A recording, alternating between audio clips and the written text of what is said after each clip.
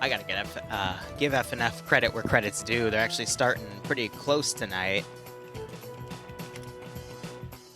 to 3:15, which means I am in the run here, and I gotta I gotta get everything calibrated.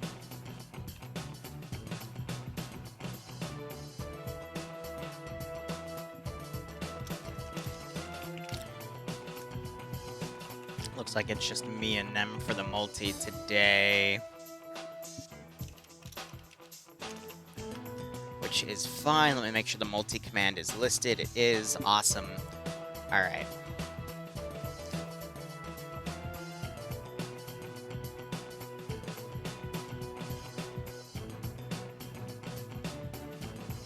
Just give me 1 second.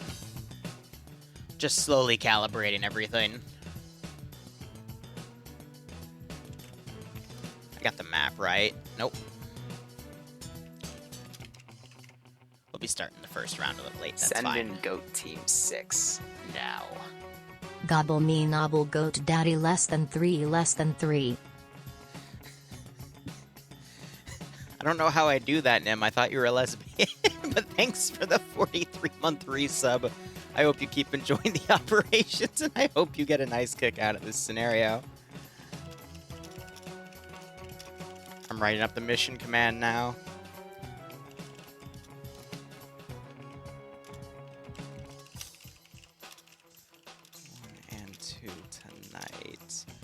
Because we have a Daisy or Pain event tonight at 7 p.m. EST.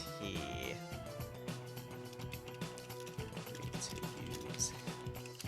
See the details.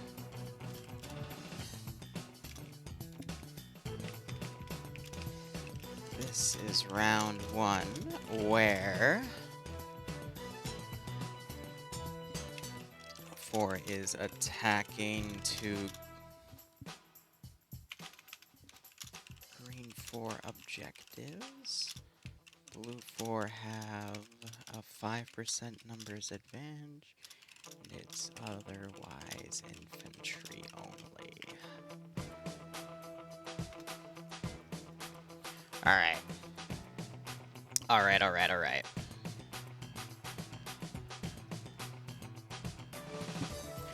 Now I'm gonna push in. It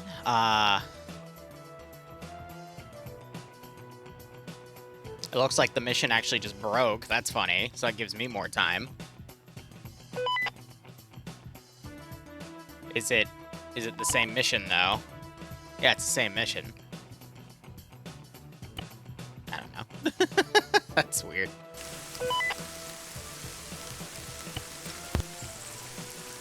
Looks like they just did a real log real quick. That's okay. Let's go ahead and get everything sorted here. Titles are okay. Everything looks good. Can you hear me? It's true. I know. Okay. All right, should be good. I can hear everyone locally.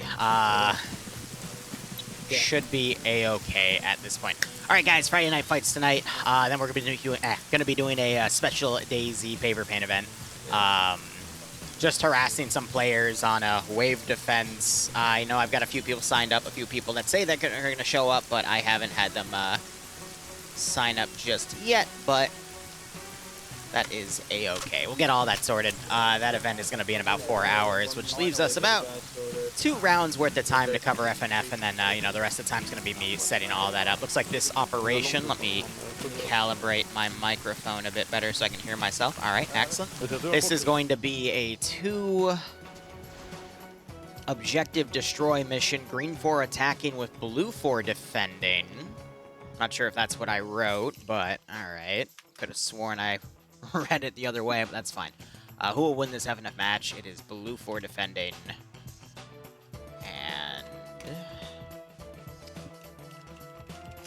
Green 4 attacking from the looks of it. I'm still going to keep it on 15 minutes, though, so feel free to get those polls in.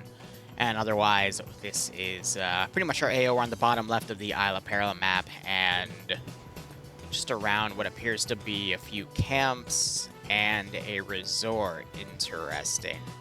Otherwise, Green 4 is going to be attacking. Let's go ahead and look at our mission breakdown here. Shards of the yeah. So Kissing still using Warcraft 3 campaign mission campaign names. I love it.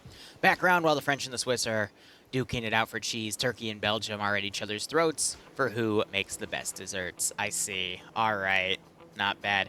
Game mode here is going to be a destroy. So one of the objectives is a cache. The other is a field gun for looks like the howitzer. But otherwise, the attackers have to destroy both objectives. The defenders have to defend at least one. There's 50 minutes on the round to do it, 15 minutes to save start, yada-da. Otherwise, max render distance is 800 meters. Max defender build points is only 90. That's a little lower than the standard 125. And there's no magnified optics nor NVG equipment. Medium anti-tank doesn't matter because I don't think there's an echo on either side, so we can skip over that. We're going to start with Green Force since we're over them first. They are the modern Turkish army kits here. So you got your platoon lead, platoon sergeant, squad lead, team lead, auto rifleman assistant, grenadier, grenadier IR guys have the Hunt IR 40mm camera grenades. The little things you sometimes see them shoot from their underslot grenade launchers that go into the sky and then turn into a little parachute with a cylinder. That little cylinder is a camera, gives you a nice bird's eye view as it parachutes down to the ground. Great for getting your bearings over everything. But then you got your machine gunner assistant, combat engineer, which has a choice of 4 different types of explosives. You got 2 explosive satchels or 4 explosive charges. Both of those you can also turn to throwables. The explosive charge is like a much better grenade, but the satchel will literally level buildings as long as you can actually destroy the building. AK it has a destroyed building texture to reference to. Otherwise, it just won't do anything. But great for clearing the area, especially if you're on offense to just blow everything up. Otherwise, the other 2 options they have is 4 tripwire mines, 2 being HE, 2 being flare, and then 3 AT mines, which I think I've only ever seen used twice since they made these kits like a year and a half ago. Otherwise, you got your light anti-tank, your medium anti-tank 1 in assist, which is your MAT team, which again isn't on tonight. MAT 2 is defunct. That's from something that they used to do.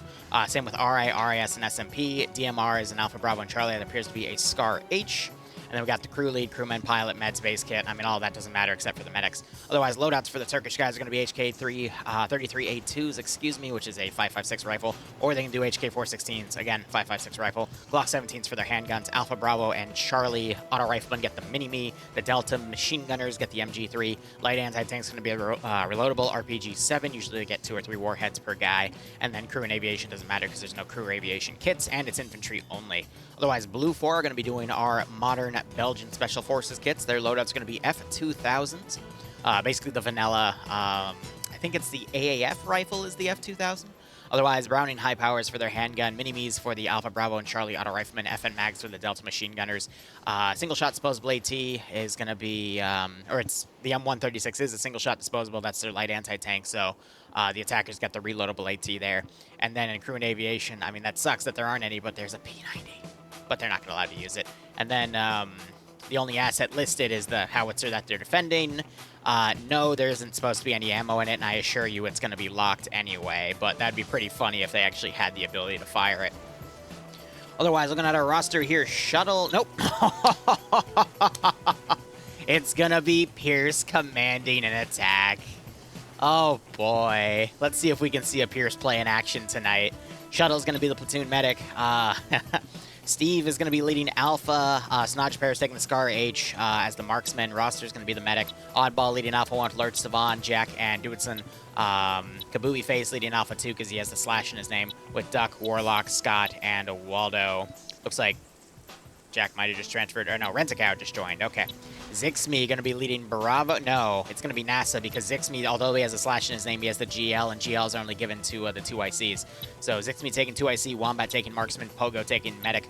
Leading Bravo 1 is going to be Bluck with Lolo, Depso, Kermit, Misano, Wonder, and Sky Online. Basically the guys we see in OFCRA all the time. And we've got Warkus leading Bravo 2 with Lysander, Taurus, and Driri, Pirate Sandwich, Bard, Asada. Yeah, and Asada. All right. Woodbury leading Charlie with Cameron as the marksman, Butler as the medic, excuse me. Charlie 1 going to be led by Omega with Johnson, Raven, Fila, and Sam. And it looks like Solomons is leading Charlie 2 with Lusaud, Martin, Kowalski, and Hermanos. Delta is just going to be a 3-man team for Delta 1 with Tomler, Iqbal, and Norris. Norris and Iqbal taking the medium machine gun roles. Bates is going to be leading Delta as a team. And Medin has taken another MG role. I believe he's from Delta 2 because that's the only other place where there'd be a machine gun row, so they're just going to form a 3-man machine gun team with 1 assistant, 1 TL to track them. that is fair considering it's only about a 100 mission operation here. Defending command is going to be Sam with no support elements on the command team. It's just going to be him holding. Alpha has merged everyone together. It looks like it's Curie commanding because he doesn't have the GL tied to him. Dream is going to be the 2IC. Lolo the marksman, which appears to also be a Scar H. Let me see, does he have the scope on his gun? Yep, so basically Scar H is on both sides. Also known as the Scar Heavy, the 20-round 7.62 by 51 NATO. I would call it a battle rifle, but you know, you can stick a scope on it and turn it into a marksman rifle. I would define a marksman rifle having a longer barrel compared to the shorter barrel of the Scar H, which makes it more of a battle rifle, but you know, CQC situations and whatnot. Otherwise, we got Huel, Charlotte, Olaf, Patriot, G-Legs, and Shy all together under Alpha. They've just merged Alpha 1 and Alpha 2 under Alpha Actual there. Ash leading Bravo with Eric as the medic and Tackleberry as the marksman.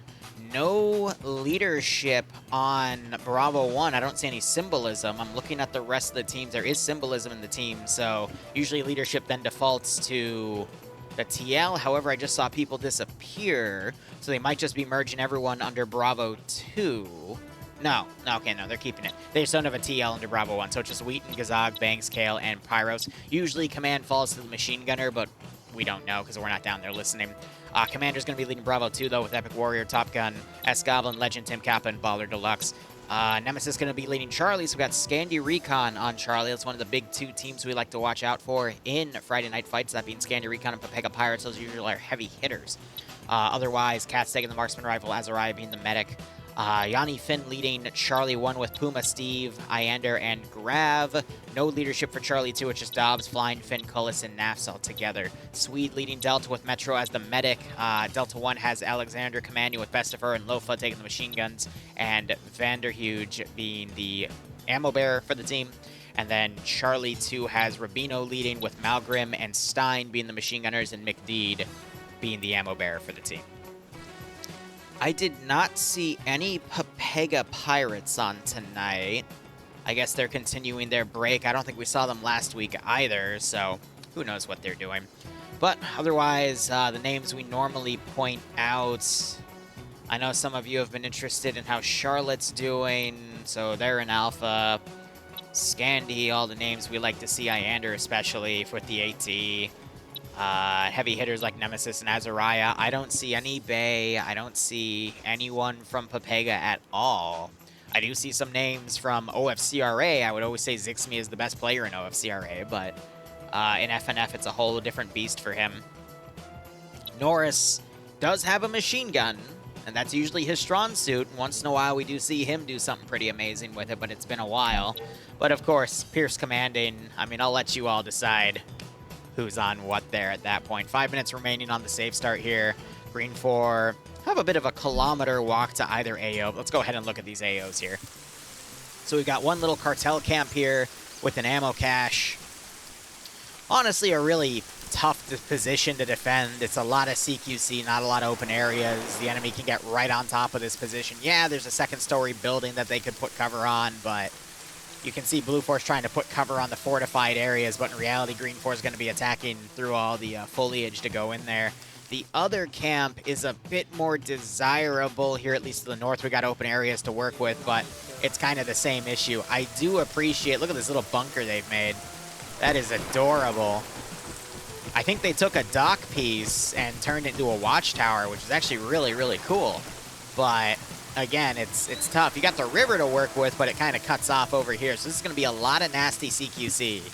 And usually when you've got CQC like this, it favors the attackers, but the attackers only have a 5% numbers advantage. So this is one of those rounds where it's really hard to bet on the terrain. You're really betting on the player base here, and the fact that we have Pierce commanding and Scandi Recon, one of the best communities on the defensive side, kind of leans it to Blue 4. However, Scandi's strong suit is attacking and counterattacking. But emphasis on the attacking, because counterattacking on defense, they could run into the entire platoon and get enveloped and wiped. So it's not, there's not an easy bet here is what I'm trying to say. And I don't really see how a quote-unquote Pierce play can happen. No offense to the guy, love him, but he is definitely the wild card commander in Friday Night Fights.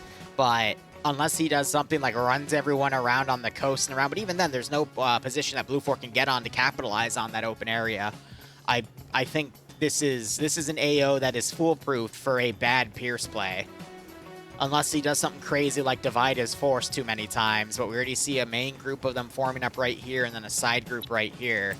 And definitely in this terrain, you're going to benefit from fanning your forces out. Not too much, but, you know, enough to have a platoon battle line.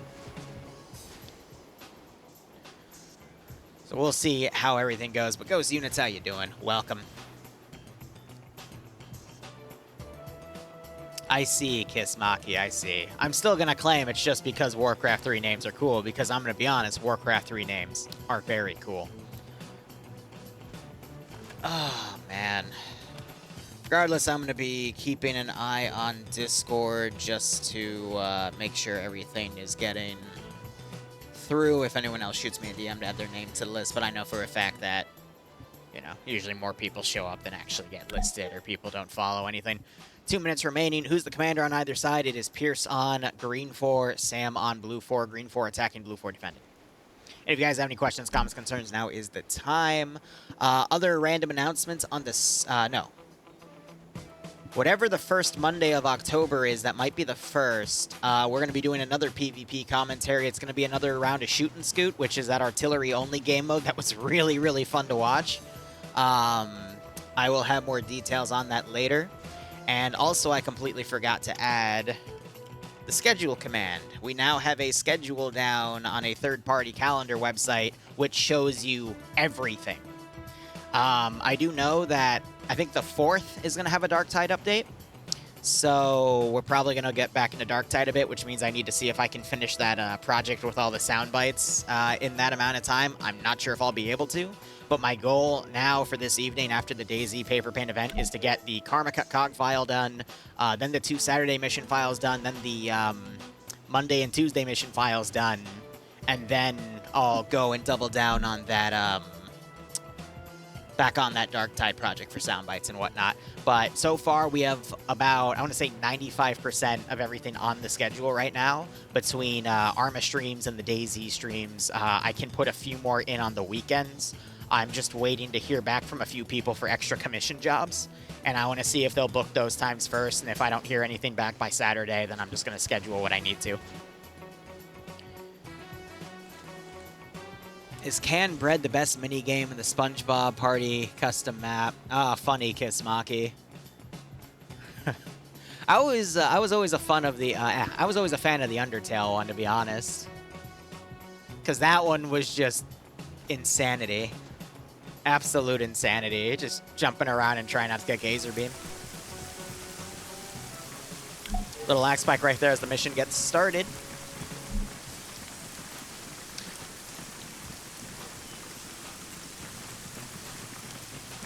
Oh, another quick announcement.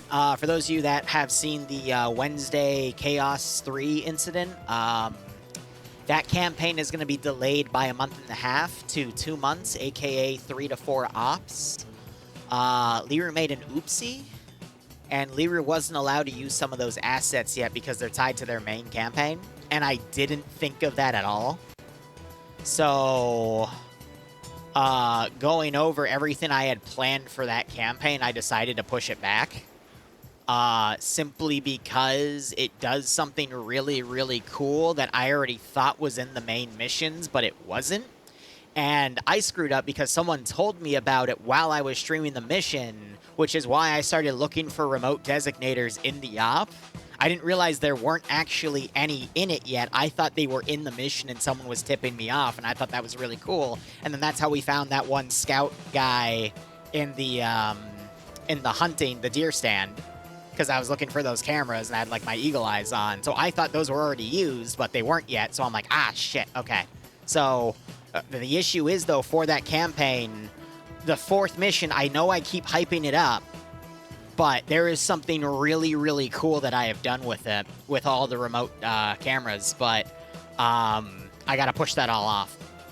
Yes, Drum did rip me a new one for that. But again, makes total sense because it completely disregards the time and effort that, you know, what the focus of that was on. I just used it because I'm going to be honest, when you start adding custom mods to Squirrel, half the people don't show up. And I wanted to keep, you know, I wanted to keep attendance high for it. So I'm going to use Swift's add-ons. I already got his go-ahead. There's nothing blacklisted in there. I'm going to make a 3 to 4 mission mini-campaign and go from there. But otherwise, we got first contact going here. Looks like Scandi Recon trying to set up a roadblock here, but they are being engaged. We got this full platoon battle line going down. Could see Blue 4 counterattack and send more forces down, because otherwise you're going to see this entire group start enveloping on the northern side, attacking the northwestern flank of Scandi, and this is just going to be another moment where they get enveloped and killed. I do appreciate Scandi trying to utilize this open area here. It's created this extended firefight. You already see them popping smoke and pulling back, though, because they know that they can get enveloped over here. Pay for Pain is not going to include me playing tonight. It's going to be me as your host, similar to how Ghost Wolf or Charlotte are my hosts when you guys bully me. But I do have some scheduled DayZ streams for that to all come back. We're doing a server wipe, though, tomorrow after the DayZ event, so. Oh, the chocolate chip cookies, I actually made them this morning, and they're good. Made them a bit big. But I should probably put those pictures on my Discord. I'll find them out if you remind me after the round. Otherwise, great eyes on Savan. Lysander's gone KIA, but... and Snodjapair. But Puma and Iander are killed in that initial volley. Savan was the first one that opened up, and he scored 2 kills on Scandi in the first engagement. That is incredible. But, I mean, the Mini-Me and the 249, they're very good at keeping recoil under control. And if you want to keep your shots on target, even at range, I mean, that's the gun to do it. So... Scandi losing 2 guys in the initial fight. Iander 2, which, you know, he's really good at placing AT shots down. But now that this arm is holding here, we got these forces moving up. They're about to run into Bravo, and we could see this force then close around. We also have Alpha 2 coming around the open. Scandi does a great job of pulling back, but now we're really going to test the resolve of this platoon battle line. And it could be... I want to see it could be catastrophic for Blue 4 at this point, because the machine gunners, Lusot opening up on Commander down here. Green 4's MGs have been on point in sighting targets. Blue 4 tries to reply with some AT usage, but Martin replies back. Both sides missing. GL's going back and forth here. We got a knockout on Green 4 there. Lusot is killed in a GL. Solomons gets knocked out by a second GL. That, I believe, is Goblin trying to put those GLs in. He's only got a very limited number of those, though, so he's got to be careful. Good GLs to shock that unit back. He puts a GL right on Martin. RPG comes in, but it's short before it hits Legend and Top Gun. Well, he's got to be careful. He doesn't want to burn all of his GLs on this initial fight, but if you kill an enemy team leader, you just steal their GLs. But we got the top of this platoon line starting to try to push out. A little bit of routing right here by Green 4 as they pull back. More AT getting fired on the line. Blue 4 has an opportunity, though, if they swing Alpha around. They could start doing a pincer attack on this Charlie battle line and put really heavy pressure on Green 4's entire platoon battle line. But it looks like Alpha's going to be holding instead. I guess thinking that Green 4 is going to be doing their battle line right here. But because of the angle of the 2 attacks that Blue 4 has ended up in for Green 4... we see that, you know, some forces have come around, but otherwise these guys are halted right here. And it looks like the rest of Alpha might continue to go that way and start breaking apart the platoon battle line, when in reality they should just be moving over the open at this point, because this is going to take time away and slow down the southern half of the platoon, whereas the northern half, it leaves them exposed for Blue 4 to do a counterattack. Now, will Blue 4 do that counterattack is anyone's game, especially considering Scandi already had a pretty nasty black eye trying to do an initial attack, so we might see Sam play this a lot more cautiously. Which, on past regard, Sam usually plays it over cautiously anyway, so I would not expect to see a Blue 4 counterattack here. However, we might see some players get a little overzealous and go for it themselves, and I wouldn't be surprised if that was the case.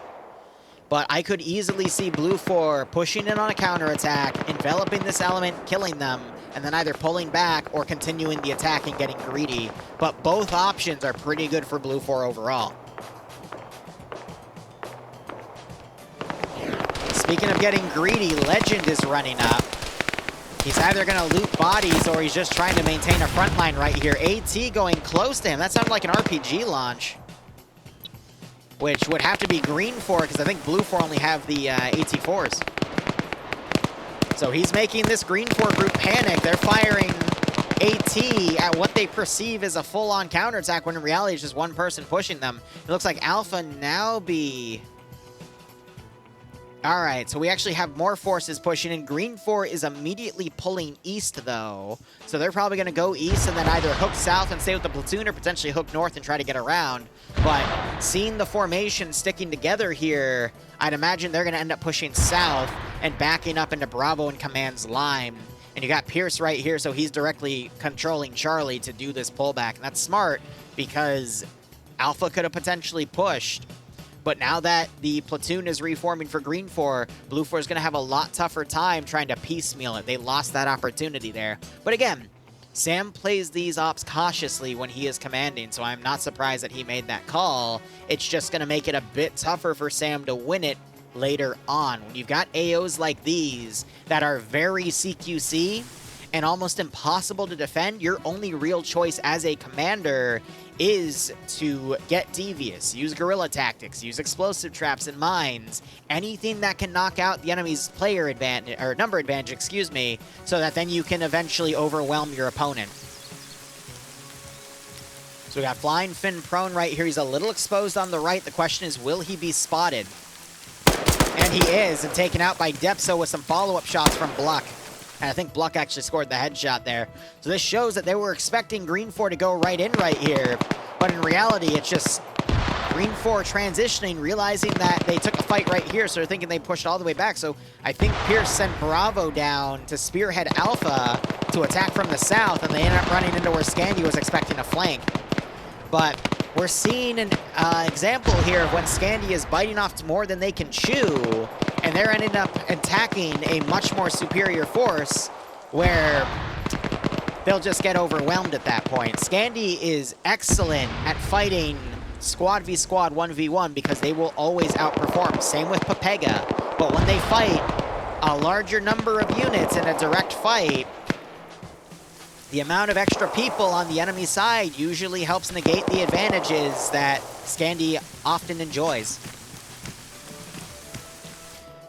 So I'd imagine we're probably going to see Charlie 2 pull back and try to swing north, regroup with Charlie Actual and Charlie 1.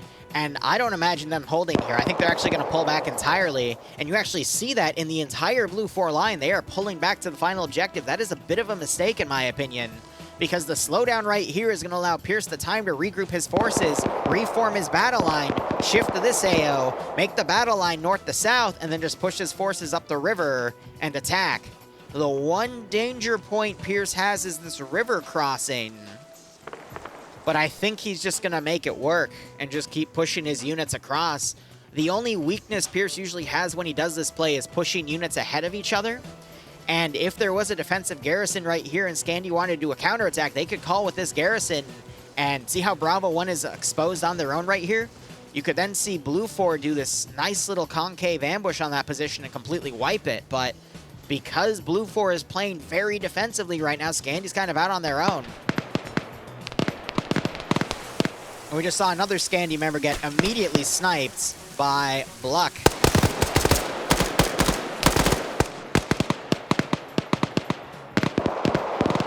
And I'm going to be honest, it also doesn't help with Scandi that the AO is this small. Scandi enjoys having a larger AO that gives them more room to do a lot of flanking around. The issue is, there's nowhere for them to flank. And the platoon is so wide on its battle line that it's going to eventually find people. Now, we're going to see Scandi potentially get a small ambush in, but Nafs isn't checking his right and seeing the movement over here, and that is at his level, so at that rate, they're going to end up getting ambushed. Let's see if Andriri is watching his left like he should be. He is not. He's going to end up running right in front of these units. He goes prone. Grenade goes out. He gets killed off. Left security was not doing their job. It was someone all the way on the right side that finally spotted them.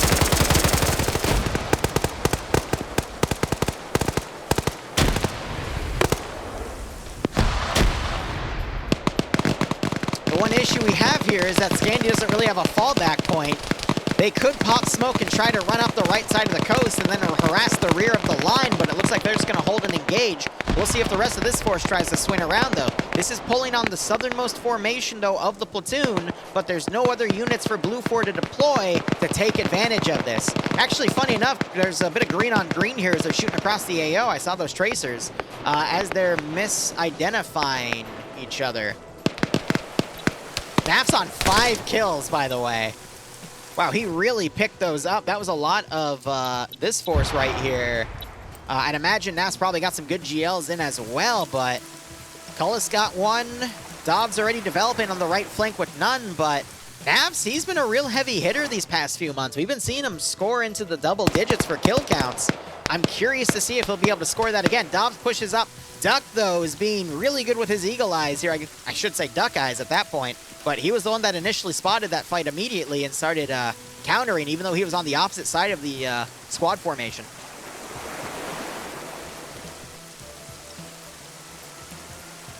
Dobbs wakes up and immediately tries to roll back. You've got Blue 4 sent a few guys down. That was Baller Deluxe and Goblin. Legend trying to reinforce, but again, Green 4 have a stronger force here. We're just seeing Blue 4 sending small groups around, trying to get a feel for Green 4's platoon line. Let me say that again. Blue 4 is sending small picket forces, trying to get a feel for the formation. But notice that Pierce has kind of closed up his forces around the first AO, but he's still leaving this force out here to fight Scandy. Now Scandy's pulling its forces back and they're counterattacking. Naps looks like he went down on his 6th kill, though. Roster took a grenade right on his tree. That next one's going to get him. He immediately pushes forward and gets knocked out, but this is now leaving enough room for Scandy to counter. However, we've got a single shooter coming around. That spots Dobbs. Naps wakes back up, but now this might be bite-sized enough for Scandy to take a chunk out and eliminate this force, and that is mainly due to Naps getting a big amount of kills here. RPG goes out by Bard, but it is just short. And this is one of the issues that Pierce sometimes has. He collapsed the battle line to hit this objective, and now his forces are starting to get unorganized, and it's not Pierce's fault. This is a failure at the squad level at this point. Not feeding proper information on their positions. So now you got Charlie going ahead. They're going to be fighting a strong force, and you're going to start seeing it shift to Blue 4's favor. Bravo is getting wiped at this point because they're not getting properly reinforced. And then you just got Alpha and Delta here, and a bit of extra Bravo, all going around trying to find the objective. Forces aren't staying put and covering each other. Now they're starting to individualize, and that is going to be something that Sam, I'm going to be honest, was probably hoping for this entire round, because now he's going to have an opportunity to defeat Green 4 in detail. Now we do see some forces potentially pulling around. Delta developing over to assist Bravo. The remnants of Bravo are all really stretched out. Nemesis coming up. He tries to get Waldo, but goes too aggressive in the open. Waldo doing his best to hug this tree here.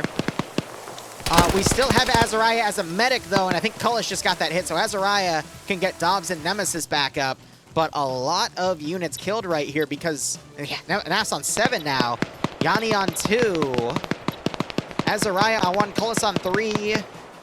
But basically, Scandy got what they wanted. They were able to piecemeal a group, and you're going to continue to see that piecemealing, though Delta has those machine guns. I believe they're MG3s, right? Yeah, those are going to be really, really tough to beat for Scandy because the rate of fire an MG3 can put out, especially if Delta gets them bipoded, so there's no stability issue, that is going to beat anybody out in a 1v1. And I'm going to be honest, the reaction we're seeing right here, and some Scandy players now going off on their own, this is where they get really, really dangerous. I think Iqbal, he did not spot Yanni, and then he gets taken out by Yanni there. And as you saw, the MG3 wasn't developed in time. Objective 1 gets destroyed. Green 4 still has to take out Objective 2. Now we're seeing some forces pull back. We're just seeing a big divide. If Sam was smart... Well, no, I'm not going to say it that way. Because he's got an opportunity here, again, because he's normally a very defensive, very cautious commander. What he's doing right now is fine because he's letting Scandy do work here. This is not always a strategy to rely on. But we're seeing Pierce freaking out over the amount of casualties he's taken. He is sending everything over, except I thought Bravo 1 was going to go on the coast, but looks like they're going the opposite way. And Pierce does have the time to go hunting for Scandy here, but with his forces now making the platoon battle line and Scandy getting some kills under their belt, you know, being quote-unquote in the zone, the adrenaline running, I'm going to be honest, a player with adrenaline going usually plays a lot better and is a lot more focused. But will this be enough to root out the remainder of Scandy? I think the answer is yes, but how many more casualties is Scandy going to rack up before they get wiped? And then how much is going to be left for them to actually take the AO? And then you got to look at this over here. Bravo 1 going in on their own at a, you know, a full defensive line here. If they attack where it's weak, the whole line is going to collapse and reform, wipe that group, and then whatever's remaining here is going to push in and lose it at this point. So Azariah gets Dobbs back up. We see a double tap from Zixme over here as he is now picking people off. Gets 2 kills on Scandy. Naf still on the 7, but at this point, Green 4 is collapsing on this position. They've got Blue 4 pretty much surrounded. Zixme, again, one of the best players I've ever seen in Arma 3. He's going to easily be able to hold that flank on his own. Gets a knockout on Dobbs there. Azariah just staying low at this point because he knows. So we only have a handful of guys still remaining. Nafs, I think, just got sniped off. And again, we're just seeing that entire platoon go in. It's just a matter of how many kills can Blue 4 get at this remaining position. But this just goes to show you, if Pierce had made this transition earlier, it would have been fine, but Bravo just stayed and engaged instead of immediately trying to, you know, stay with the platoon formation, and they got picked off for it. So Scandy has already, I'd say, ruined the kill count, not the kill count, the number advantage for Green 4.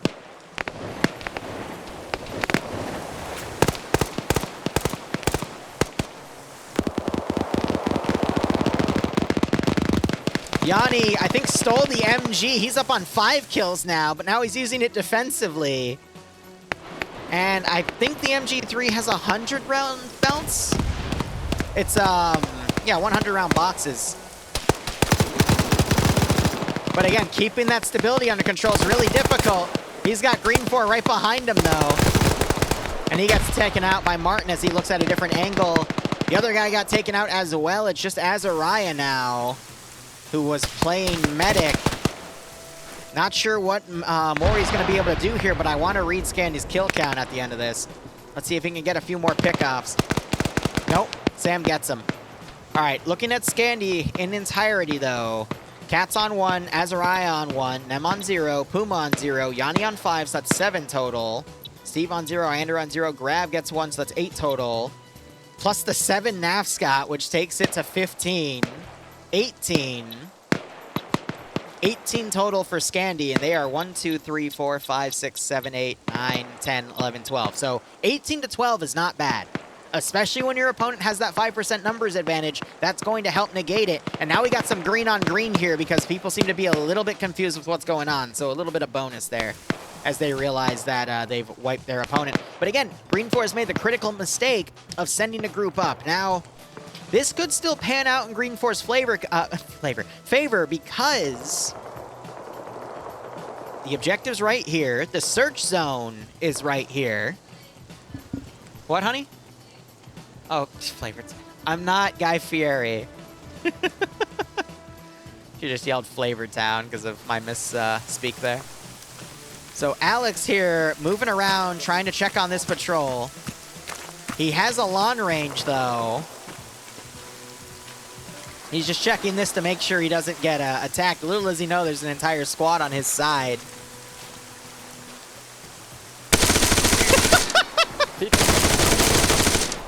Oh my god, he scores a double. Well, Kermit could wake back up, but that freaks him out. We already have some Green 4 coming around, so we could see a quick shift by Blue 4 to send forces over here. He's still alive and calling that over the LR that there's a force over here.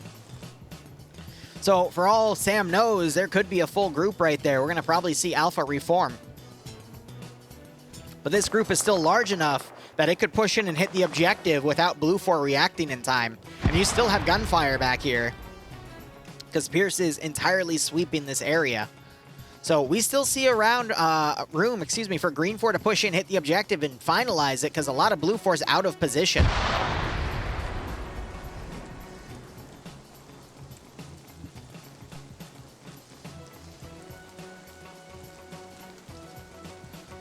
A little concerned with what they're doing. They're coming up to a known open area here, I guess, to then scout it out and then hug the tree line and come back. It's tough to say. Green 4 having those 2 initial downs, though. Kermit wakes back up. He's going to be forced on medical, but that's their machine gunner. And now you've got them engaging Lafa here. This is the Delta group, though, so they've got the machine gunners. Lolo putting that GL a bit too close. I see. They put the machine gunners over here so they can suppress the fortified positions. But this is going to immediately make Blue 4 pull all their forces back. And I think at this point, this is where Green 4 is lost. Because now you're going to have the garrison form direct security on the site. And unless we see Bravo 1 here for Green 4 get a good chunk of casualties as Blue 4 repositions, the numbers are going to still be in Blue 4's favor.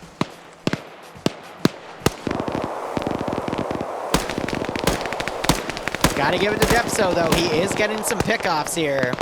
While the movement is coming, we got those machine gunners engaging. They're starting to take some pretty heavy suppressive fire, though. But they are dishing it as well. Looking over here. So you got some opening Blue 4 guys that were taken out.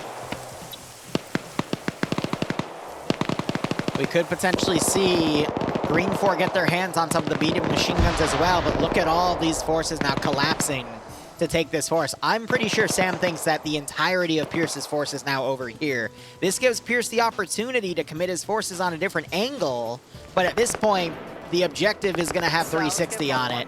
Maybe in the initial fight, he'll be able to get 1 or 2 pickoffs before the group starts turning around, but I don't know. It's a tough thing to call. He's still got enough units to potentially try to do a concave push, but getting them across this river is going to be a little difficult. Plus, the distance they are at, they're still at least 5 to 10 minutes away before they're in fighting positions. So really, Green 4's hope right now is with Bravo 1 at the moment. Which, granted, they've been getting some good knockouts.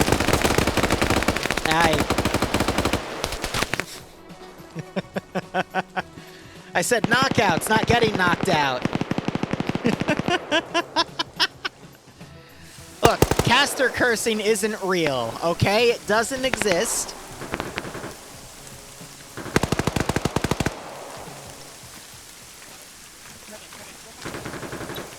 I'm hearing them saying to pull back here. Yeah, they're on 5 kills between a few of them, which isn't bad. Then we got the Overwatch group over here. Definitely took some hits. I did see someone get knocked unconscious. But they're still suppressing across there. That's taking a lot of eyes to focus on the north. And again, I think Blue 4 is thinking there's a lot more forces over here than actually there are. And that should give Pierce time to push everything forward, but tough to say. We got Delta holding away from this area. Puppy Scandy versus whole team. I don't know how I even got him on full adrenaline XDDDD. Yanni, thanks to the 21-3 sub, Broski. Scan did pretty well today. In that first round, we'll see how well they do in the second. Otherwise, hope you keep enjoying the operations and hope you get a nice kick out of the Friday Night Fight stream.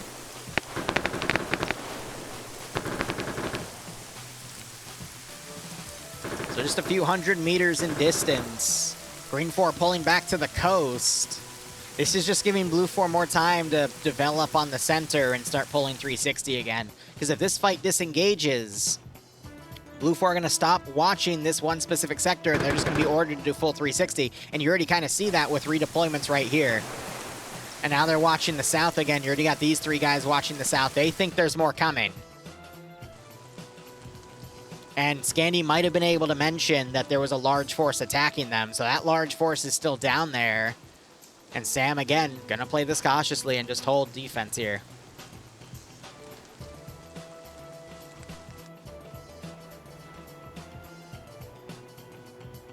let's give him a warm. Also, someone mentioned earlier which side PLH was on.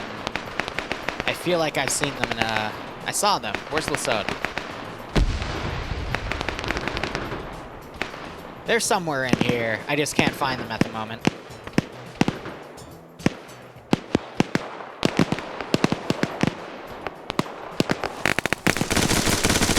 Yep, Rubino's starting to open up on them. Green Force starting to cross the river.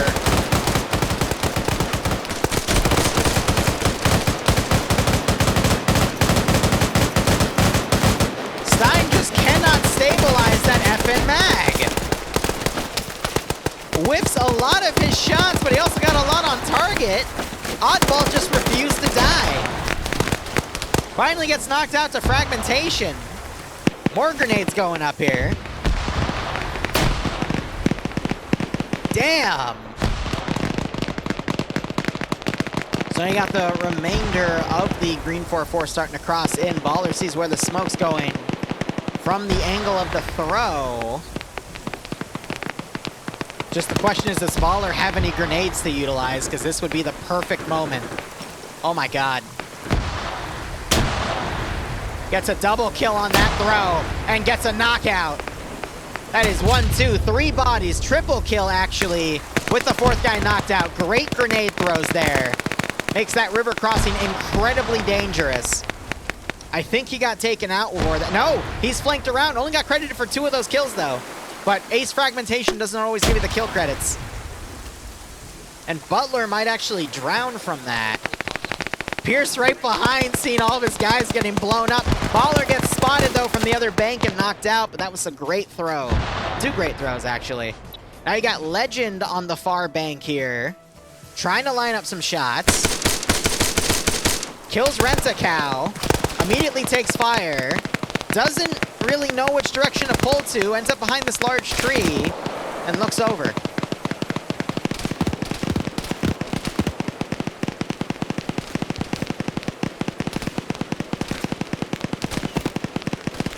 But just look at the number divide here. Look at all the blue and look at all the green. Green 4 lost that number advantage, and now Blue 4, since they're playing right on top of the objective, are losing. And you can just see Blue 4 starting to do the counterattack here, where we still have some big Green 4 chunks, and they're losing out. Bravo 1 could still potentially get into the building and snipe the objective and still give a Green 4 victory, but it's looking less and less likely. Grenade right on Steve. I think the mangrove's gonna stop it. Nope, I think it was a smoke grenade. Or a thermite grenade. I'm actually seeing smoke. Yeah, that might have been a thermite grenade, actually. That's kind of funny. Oh, God. He just literally flew back. I think that was Legend. You got a lot of GLs going off over here, a lot of grenades going as well. And it's just annihilating what's remaining of this northern push. You only have Raven still up right here.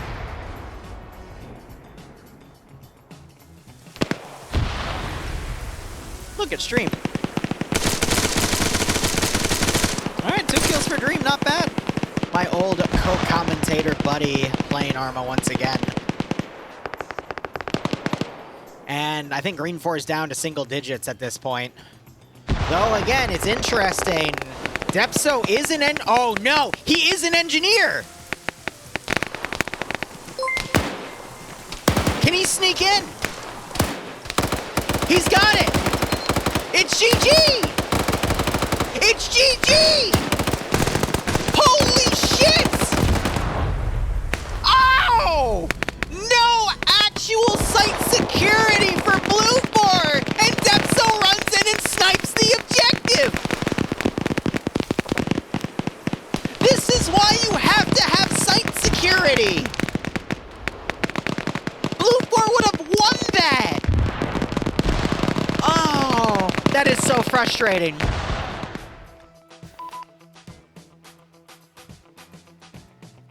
And that is a mistake Sam has pulled a few different times.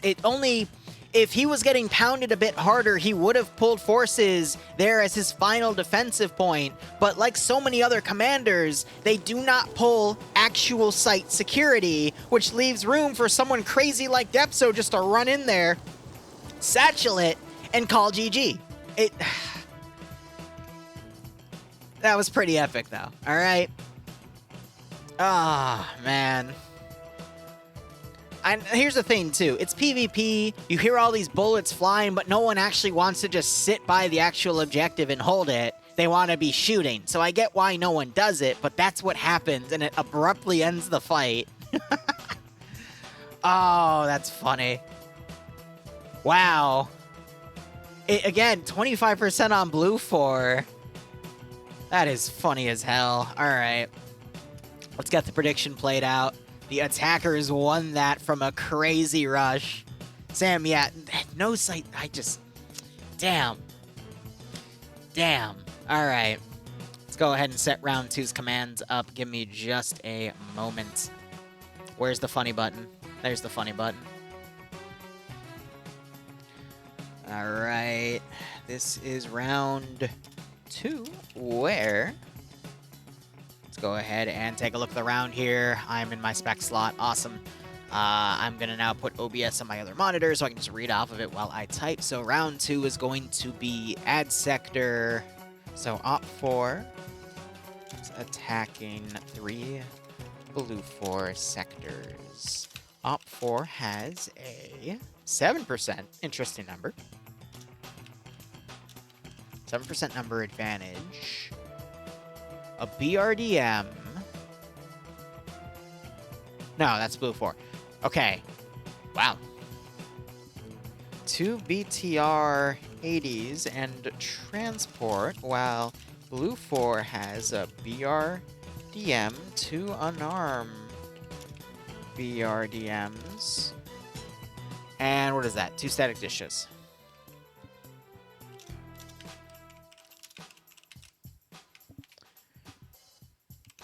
And looks like both sides have mat, 2 AT, no HE per side. Cool.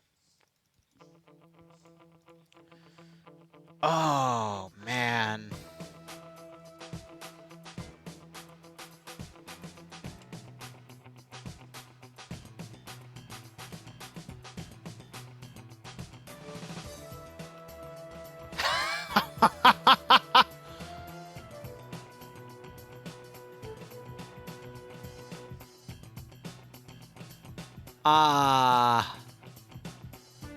I got this from an anomalous source.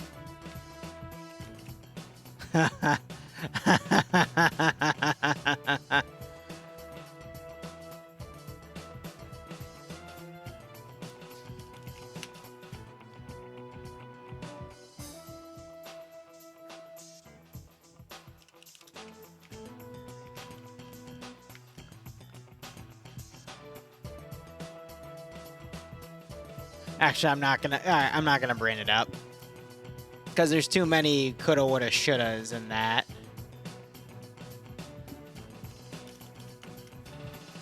But still. All right. We'll go into our next mission then. Curse you, ads. Well, if you want to get rid of ads, you can always consider subscribing. Anyway, guys, just going over everything. In 3 hours, we'll be doing a DayZ paper paint event. It's going to be a wave defense style operation. I still have people signing up for that. Should probably check my DMs over that whole ordeal. If my phone can load everything. All right, cool. But otherwise, I'm not sure if we'll be covering round 3 tonight, but we'll at least be covering it round 2. Solonos, thanks for giving Keenan's Dwarves a sub. Hope you both keep enjoying the operations. Solonos, hope you enjoy the DayZ event tonight. Hope you all get a nice kick out of this stream.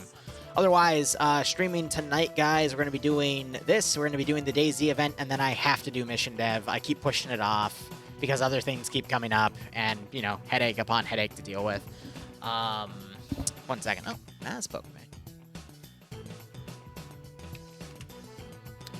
All right, cool. But just on the docket for Mission Dev, we have to make Karma Cuts mission file for Saturday. I have a Vietnam Artsy Columbia file to make for Sunday. I also have a Half-Life file to make for Sunday. Monday is going to be an oil rig US versus Russia op, and then Tuesday is going to kickstart our training program. And then I need to write up the training program. Well, no, it's already written up. I have to post the training program stuff, and then make 2 videos that are tied to the training program, get those posted as well. And then I'm thinking, I think that's going to be it, at least for Friday evening. However, I'm not sure how much I'm going to do tonight. Hold on. Hey, Han. 5 a.m. wake up tomorrow, right? Yeah, okay. Yeah, I have to be up at 5 a.m. tomorrow. Bloodwing has very powerful ties in the Greek community, and I'm apparently getting dragged to the White House tomorrow. I think that's all I'm allowed to say about that. Anyway, so there won't be a lot of streaming on Saturday, except we'll be doing Karma Cut stuff. And if I get back, we'll probably do some more mission dev. And then after Karma Cut stuff, we'll also do more mission dev. I want to try to get ahead of everything on the mission dev side, so by the time, I think Monday, it's the 4th, rolls around, that apparently is when a big Dark Tide update's dropping, and Dante's going to drag me in to play that, so there goes all my free time. Charlotte, I did not see that, no.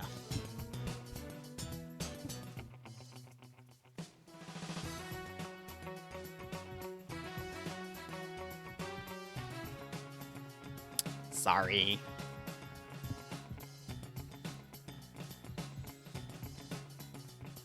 Alright. 4:11, one more round will probably take us to 5:30. I mean, it gives me more time to prep for the DayZ event, so that's A-okay.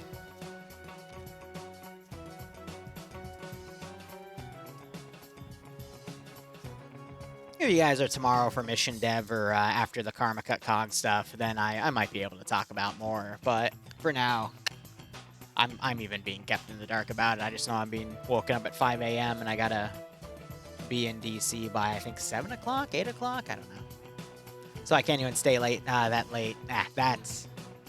What? 7:45, okay. So I have to be going to bed by midnight, because I can get by with 5 hours. Preferably 11, though.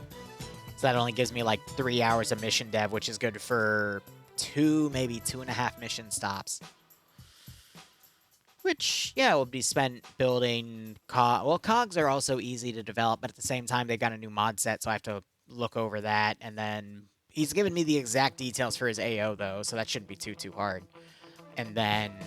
Yeah, no, maybe I can get a 3rd mission file made, because the... I think the only hard one's going to be the Half-Life one, but I have an AO made, it's just I have to populate it.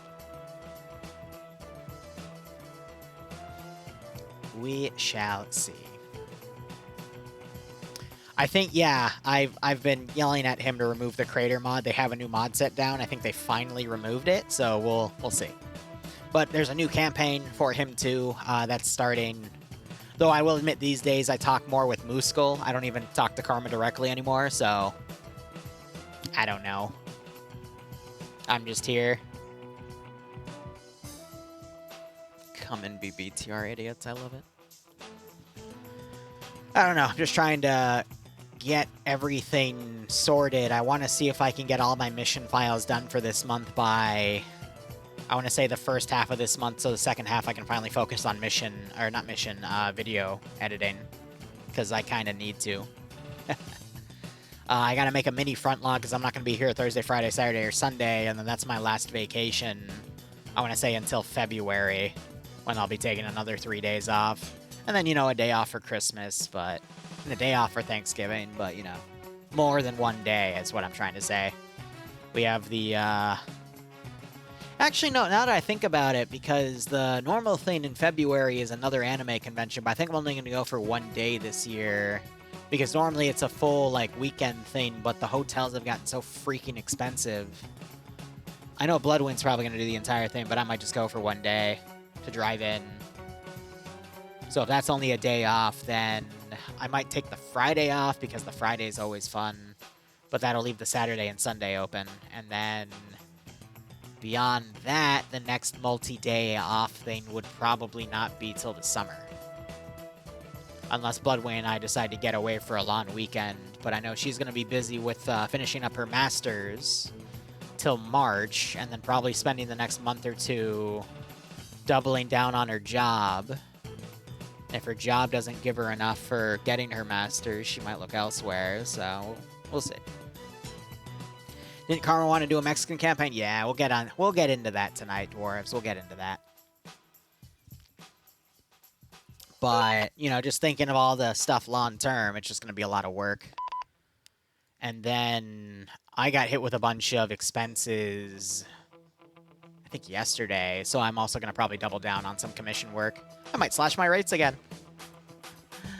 But we'll see. I'm waiting on 2 or 3 people. I'll know by Sunday, and then I'll re-discount a few things. Alright, let's see. So this appears to be part of a larger scale campaign. Blue 4 appear to be some sort of Cherno Defense Force. Op 4 appears to be Russia. So obviously this is a Russian attack sort of deal. We should probably put our prediction up, shouldn't we? Let me get that up real quick. But yeah, always busy in the Liru verse, right? And you know what? I am going to be bold and set this for 20 minutes. Feel free not to bet right now. I'm just getting it up that way. Things start off here. Looks like it's only going to be a 2-sector defense here. A little bit of a village, and then Devil's Castle. But depending on how overegregious the expenses are, we might have another pay-for-pain event.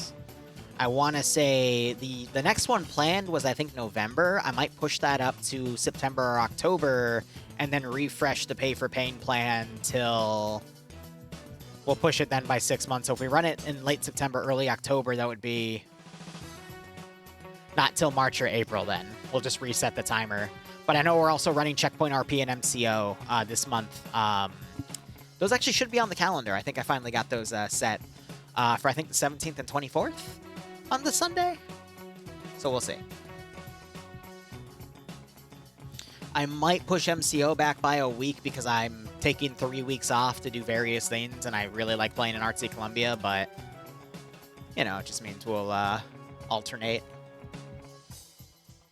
But again, especially over the next 3 days, Saturday and Sunday are going to be heavy mission file days. Heavy mission file days.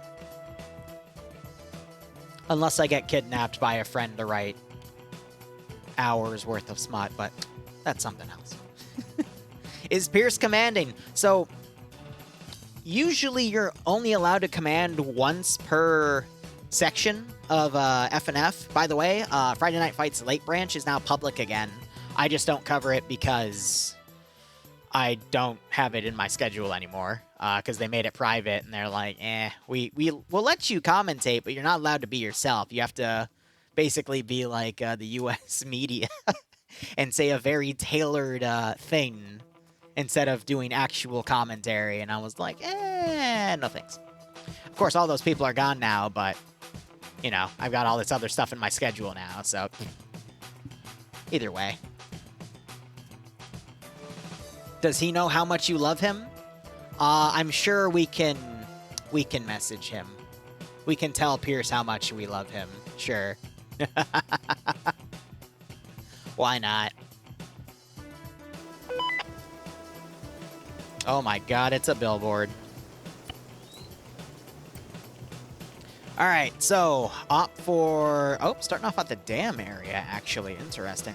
Alright, and a little bit of lighting here. So let's go ahead and read over our mission file stuff. So this mission has been made by Sam. Background here, the Russian invasion. The Russians have begun their invasion into Chernarus. Classic. The first VDV forces managed to take the northeastern airfield in the first 30 minutes. Alright, chat. We're going to have to suspend our disbelief here, all right? Remember, this is a video game. It's not real life. Because if this was real life, obviously, this wouldn't happen. Anyway, with that disclaimer out of the way, let's get back to the scenario at hand. The first VDV forces managed to take over the northeastern airfield within the first 30 minutes. Now, the Russian army has the objective of clearing out the area west of the VDV and also the hill east of the last Grozovian airfield in order to surround it. The Grozovians, after retreating from the northeastern airfield, attempt to regroup with friendly forces to the west in order to prevent the airfield from getting surrounded while they evac. Area of operations, it will start dark, then be bright after safe start. Missions for Blue 4, 1 platoon must start in both sectors 1 and sector 2.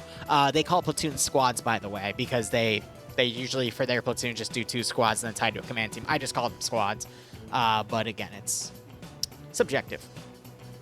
Anyway, overtime conditions, so it's 2 sectors. If the last sector is still up and there are enemies in it, it will trigger overtime if the clock rolls over 50 minutes. But I will bring that up when we get there. Otherwise, they're non-sequential, and there is only 2. Mission variables here, 50 minutes of safe start, 50-minute round, 900 meters for render distance, no magnified optics nor MVG equipment. Defender build points are only 50, which I guess that makes sense if we're basically having the defenders regrouping to hold. Otherwise, medium anti-tank settings, Blue 4 have the Maz from RHS, and Op 4 have the RPG-32 from Vanilla. 2 rounds per person. I will highlight that when we do the roster. Otherwise, Blue 4 uniforms are going to be some Grozovian camouflage kits here. Their weaponry is going to be 416s or M4A1s or TAR-21s. Interesting. Glock 17s for the handgun, RPK-74s for the Alpha, Bravo, and Charlie light machine gunners, PKPs for the Delta medium machine gunners, light anti-tanks from the mid-single-shot M136, and crew and aviation get the choice of the PP-2000 or a TAR-21. Nothing on crew served weapons. Their assets include an armed BRDM, 2 unarmed transport BRDMs, 3 transport Ural trucks, 2 static Dishkas, and 2 off-roads. Op 4's uniforms are going to be your modern Russian EMR camouflage here. Loadout's going to be modernized AK-74s with either Zentico or UUK railing. That's basically to allow the player base the option of having Eastern or Western optics on their AK, since most are going to be having red dots, so it's up to them. Or they can be cool and get the AKS-74U. Also, fun fact, I may or may not have put those in the DayZ event. And then, of course, the handgun's going to be the 443 Garage. Light machine gunners get the RPK. Medium machine gunners get the PKP, just like Blue 4. Light anti-tank's going to be the reloadable RPG-7. And then crew and aviation get the choice of the weak-ass PP-2000 or the Chad AKS. Yeah, I see you guys in chat cheering for it. Hell yeah. Otherwise, Op 4 have 2 BTR-80s. And it looks like 12 gas transports. I'm curious, though, because we have some armed ones in place, so these might just be for the extra PKT. I can guarantee you the AGS does not have any ammo in it. So, yeah, 4 armed cars, a lot of extra transport cars, and 2 BTR-80. That's quite a bit of firepower to give Op 4 there. That is quite nice. Otherwise, looking over on Op 4, Depso is going to be commanding. Shuttle is going to be the medic. Alpha being led by NASA. Pogo as the medic. Zixmi as an explosive specialist. I guess he joined in from Alpha 2, so we'll probably see the rest of Alpha 1 merge in. But for now, Alpha 1's being led by Bluck with Top Gun, Kermit, Roster, Lysander, and Omri under. Alexandru leading Alpha 1 Metro as the marksman. Marksman rifle for Op 4 is going to be the SVD. Silberg being the 2IC because he's got the GL, and Swede being the medic. Rabanino leading Bravo 1 with Stein, McDeed, Malgrim, Bestafar, Lofa, and Vanderhuge. Oddball leading Bravo 2 with Savan, Duidson, Jack, Jobby, Lurch, and Pirate Sandwich. Friesno leading Charlie with Tim Kappa as the marksman, Rentcow as the medic. Kissing, Otovisky, and Waldo taking Charlie 1. There's no leadership in there. Commander leading Charlie 2 with S-Goblin, Duck, Legend, Epic Warrior, and Balder Deluxe. Eric leading Delta, Tackleberry, and Gazog being the medium machine gunners with no assistance. And then we don't see any leadership in Delta 2. Actually, no, we do. Warkus is leading Delta 2 with Andriri and Asada taking the medium machine guns, and Taurus and Bard being the assistants. Gamma 1 is going to be a BTR crew with Ashen Wheaton. Gamma 2 is going to be Gravin Banks leading the other BTR. And then Echo is going to be our medium anti-tank weapon. Lolo is team leading. Wonders taking the RPG-32, and Masano and Dream are assistants. How that all works is 2 per person, not including the team leader. So Masano is an assistant, Dream is an assistant. They both have 2 rockets each, and then Wonder has 2 rockets on top of himself. So that is 6 rockets for that team total. Otherwise, looking over at Blue 4, commanding is going to be Curie. Pierce is going to be leading Alpha 1. Charlotte as the marksman. Marksman rifle is going to also be the SVD. Wikifin is leading Alpha 1 with Sam, Lolo, Patriot, Omri, and Tomer. No leadership in Alpha 2. It's just going to be Olaf, Snodgepair, Shai, and Huel. Norris leading Bravo with Steve as the marksman and Artisan as the medic. Kabubi Face leading Bravo 1 with Scott, Zapata, and Warlock. No Bravo 2. Omega leading Charlie with Woodbury as the 2IC because he has the GL on his weapon. Hermanos taking the marksman rifle and Crazy doing the medic.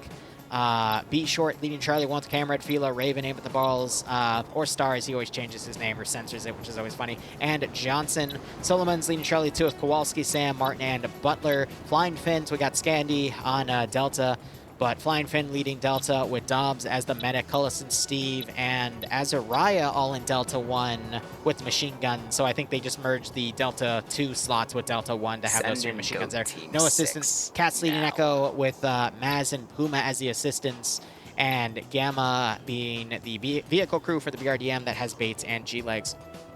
I don't see the AT gunner in here, but I saw Iander in the last round, so I can probably guess. You also can probably guess who's going to be the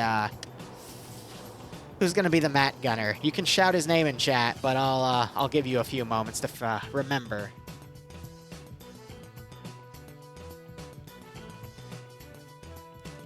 Sorry, getting a DM on TeamSpeak there to reply to. Just some showboating. Otherwise, the sectors themselves, let's go ahead and... Why do I have access to that? What Curie put. Oh, I think he put that in global. But I don't have access to global, so I actually don't know how I was able to see that chat line, but I digress. We got Sector 1 right here, which is just this little village position. And then we've got Sector 2, which is Devil's Castle, which Devil's Castle is a pretty good spot to defend in its own right, especially if you can fortify it a little bit, but we'll just have to see what Blue 4 is able to keep with that. Op 4 definitely has a lot of room to assault it. And apparently, Blue 4 have to start with a squad over here as well. I guess to immediately set up a counterattack for Blue 4. So it'd be... usually that would fall to a group like Pepega or Scandy, but Scandy's playing defense. There's no Pepega on tonight, so I'm wondering who Kiri is going to choose to start over in that area. Yeah, I saw it, Nimia. I saw it. But anyway, for those of you that weren't able to guess, it's going to be Iander playing as the Matt Gunner. We just need to see him reconnect. He's got 7 minutes to do so, but the man is a wizard with that AT weapon. So let me go ahead and scroll up, read into chat, because I saw a few things coming in. First off, Tolonos, thanks for giving a sub to Phantom, Protogen Wolf. Hope you both keep enjoying the operations. Hope you get a nice kick out of this scenario. I also saw Everick shoot a message in chat. Where'd he go? But Everick, he is one of the 3CB devs. Anything from 3CB or 3CB factions, you can thank him and his crew for. They do amazing work. Daisy is up next. And Real Battlefield, welcome. Yeah, with the disclaimer on the way. Ay, ay, ay. There's a Swedish part of the team? I couldn't tell you, Common User. Also, Common User is 6, by the way. He's one of my map devs. I need to give him some more work, though. Same with Valkyrie, but I haven't started up on the new mod sets yet because I've just been so damn busy. But I know this rotation, they won't really have a lot to do because it's all some very easy stuff, but we'll get there when we get there nonetheless. FNF and OFCRA are, you know, any group can join, so if groups join from any country, I wouldn't be able to tell you because I don't know entirely, but, you know, we can all hope.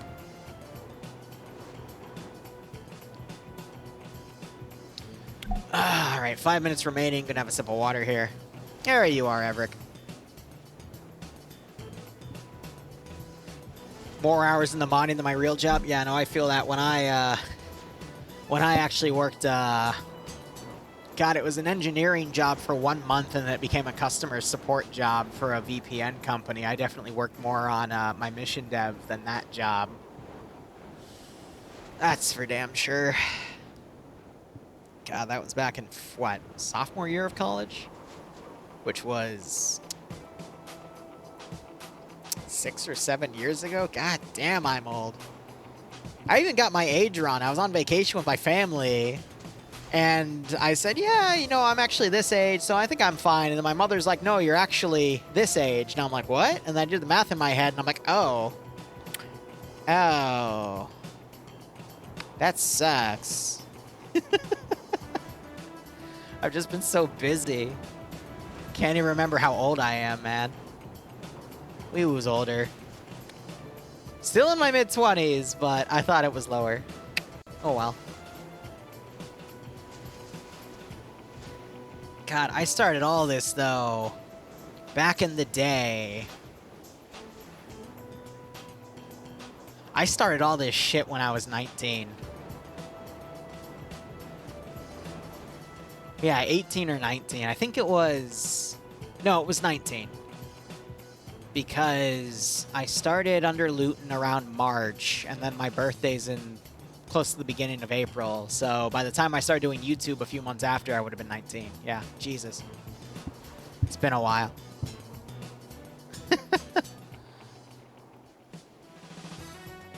Defenders are also being given a Dishka UAZ. All right. That's fair because Op4 also has those 4 gun cars to work with.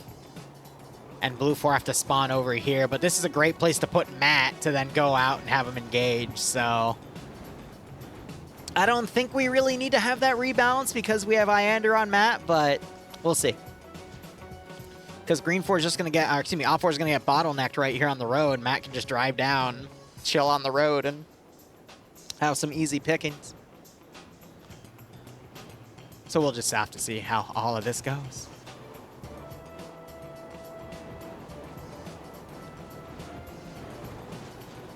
Yeah, Nem has been here for a very long time, almost 7 years. I'd say out of everyone that's still active, it would be him and what's that? And then we sometimes see Zeno XQL. He would be the oldest because he was the first friend I made, but he rarely pops by.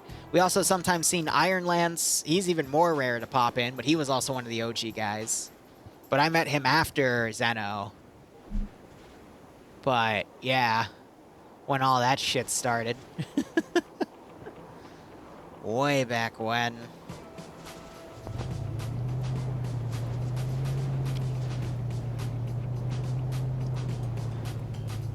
The bot abuses you? Ay, ay, ay. Alright, 2 minutes remaining. Matt's already getting ready to go. We've got one group down at Sector 1. Everyone else staying up in Sector 2. We'll probably just see a Devil's Castle defense for this round. It's going to be getting into morning. But beyond that, Depso reconnecting to the server because it looks like he got disconnected. But he's Op 4 command, so he's pretty vital to this. Bot abuse.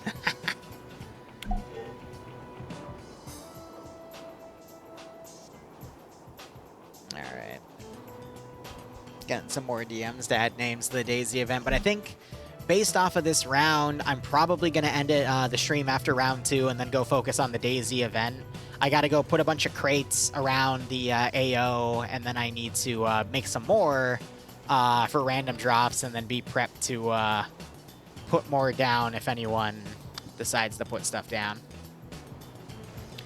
But yeah, no, we'll be doing a lot of streaming tonight, and then tomorrow in the evening we'll be doing more streaming, and then Sunday probably streaming all day in 2 Zoosops, so should be good. Oh shit, I just realized I need to announce the Sunday Half-Life op tonight. So I need to dev that mission. Alright, so that mission needs to be dev'd, and Karma's mission. So I gotta do Karma's first, then the Half-Life, then the Vietnam one. Alright. And then I'll go to bed.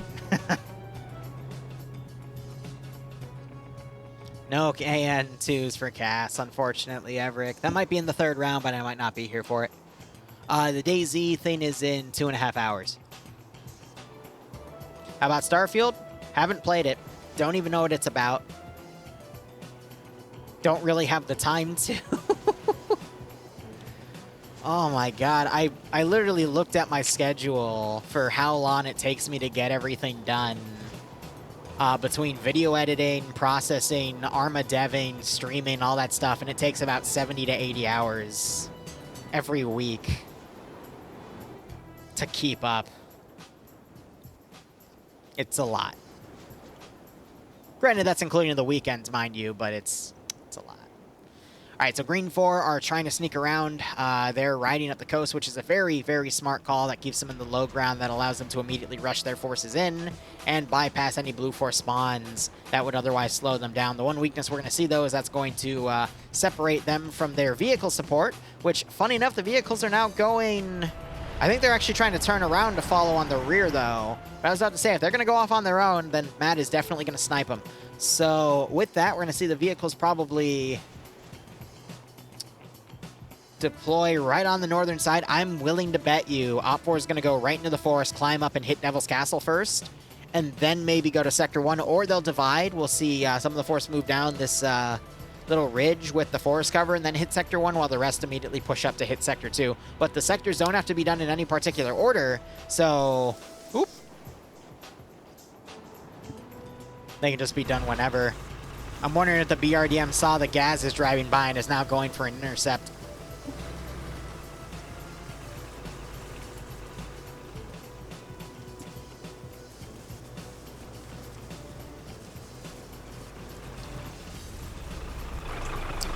Wait for it.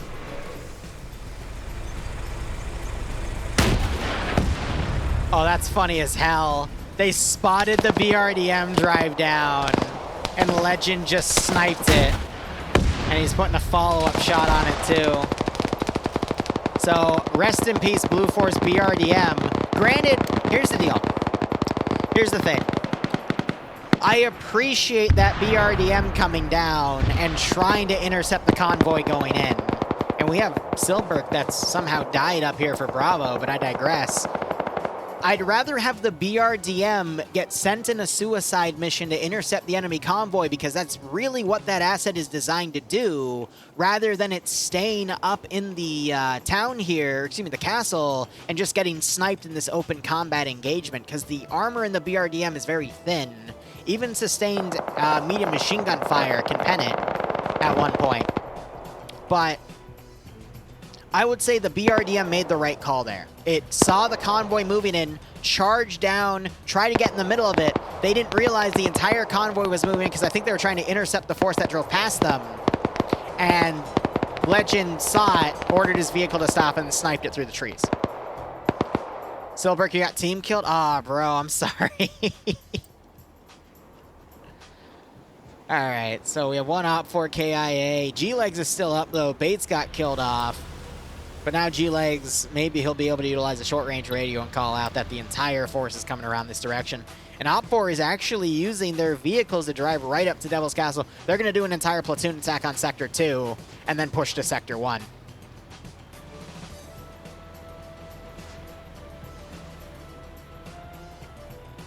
And I think Blue 4 is realizing this, because the MAT team is starting to pack back up. They might try to drive on the rear of the formation here.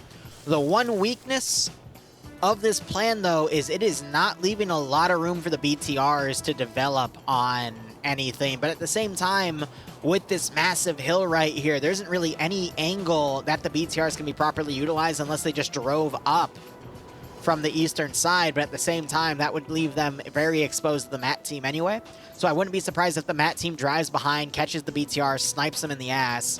But even then, BTRs wouldn't really be useful in this initial assault. Now, if they were just held in reserve and then try to help capitalize on all these open areas to escort the remaining force down to Sector 2, that would be their best bet, but that involves them surviving.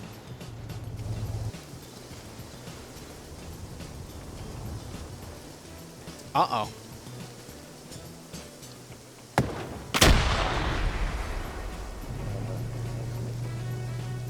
They pop smoke. They're immediately driving forward. Will that BTR get in comms with the other BTR and turn its gun around? Uh-oh.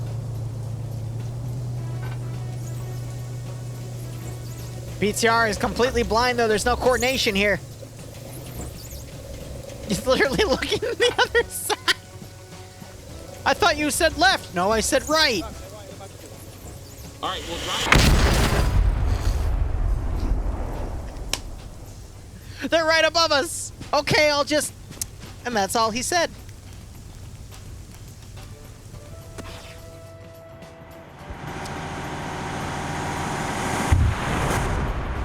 Oh, that wasn't the caster curse. I saw that coming. We all saw that coming.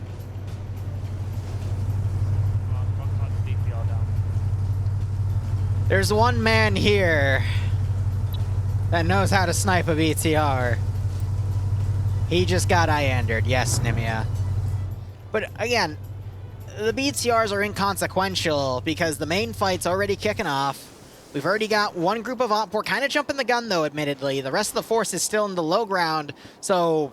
Oh, a little worried about this. Even more funny, though, it looks like Kowalski fell off the wall, because I can't really see how else he would have gotten knocked out there unless he armored himself. But this OpFor group immediately coming up, unless they pull some really, really good PvP antics here, I see this as a bit of wasted manpower. We got some Blue 4 guys out here, though. Already opening up. Raven had AT, but I guess he gave it to someone else because he doesn't have it on him anymore. Throws a grenade. Grenade bounces past. Good idea. Okay, the second one, it gets caught in a tree and is able to get a kill, so that's a good call. Gets a knockout. On Baller here. More grenades being thrown. Look at that. Look at... Oh, my God.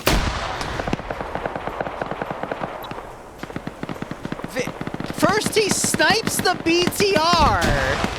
Or, no, excuse me, the BRDM. And then he just... Okay.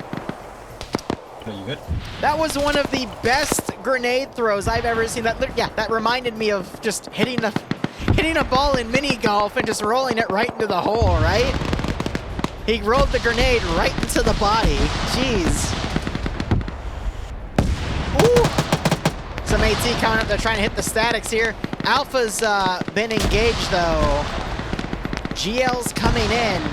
But grenades being thrown over the wall. It is just annihilating the OpFor guys coming in. We got GLs hitting the sides of the rocks and everything.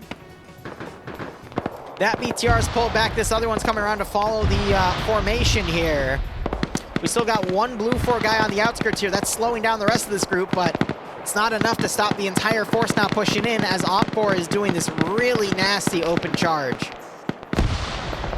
But Blue 4 seem a little separated out here, and the towers are getting suppressed to hell as well, so it's tough for Blue 4 to find angles to stop this line, but at the same time, we keep seeing Blue 4 players falling off the line and knocking themselves out. And then right when OpFor get up on the wall, we're just going to see Blue 4 pop grenades down on them. But look at those knockouts these guys are getting. They're also firing through the little windows right here.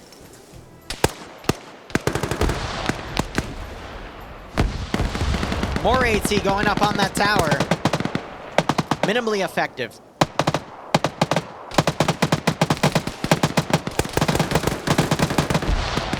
The only critique I have is, again, Alpha should not have been pushing into this position. They should have waited for the rest of the platoon to be ready, and then they could have pushed it with their entire force. That has caused Alpha 1 especially to get wiped. Bravo 1 was one of the first groups on the line. They've been taken out. And Blue 4 might be able to now wait this out and deal enough damage and attrition. However, we're seeing Alpha 1 for Blue 4 pulling out of position. I think they're going to try to get in the forest and flank around. That's going to potentially weaken the defensive line and allow for OpFor to break in. And I'm not sure if I 100% agree with that. More AT firing on that tower. They're doing a good job hitting the tower. They've now opened it up after 3 AT hits. Oh! That has destroyed more of the tower and taken out one of the guys up top. Peters. Look at that. It's caused people to fall down the tower, though, and both die and get knocked out. So that is brutal, but great use of AT to destroy the tower. And yeah, the stairs are gone now, so he's stuck up there with no cover on some areas. The tower can fully collapse, yes. Satchel's going in. I don't know if that was OpFor throwing one or Blue 4 trying to det one as a trap. Could have been either. But now you got Alpha trying to develop over here. You got some other Blue 4 guys counterattacking the rear of this formation.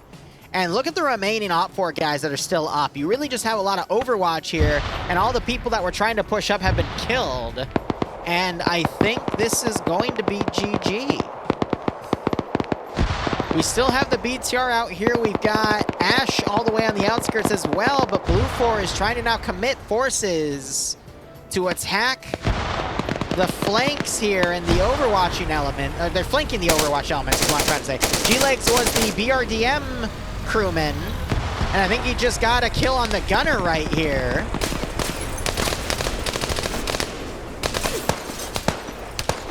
He gets shot out by the SVD sniper there, but you got more Blue 4 coming around to flank around on this position.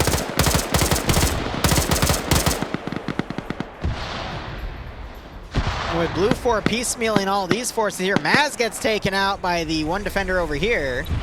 That's Duck. He's been doing a great job with his shots. We got more satchels going here. And then Alpha's going to come around and just counterattack the forces pushing up on this side here. Blue 4 doesn't have a lot on defense left, though. This remaining force could still push in, and then that BTR could take that position on their own here. So I'm going to pull back on what I said. It's not GG just yet. It's more of a rush, as both sides are really committing to attacking each other at various angles.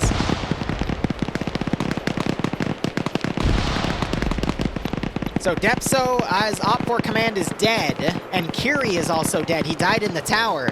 So both sides don't have command anymore. Now it's just up to the squad leaders to make plays. You got Azariah holding defense here. You also have Crazy holding here. He gets knocked out, though.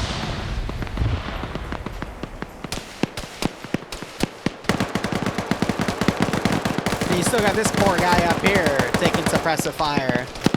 But he's going to constantly stay pinned. Then we got some elements of Charlie 2 that have pushed out.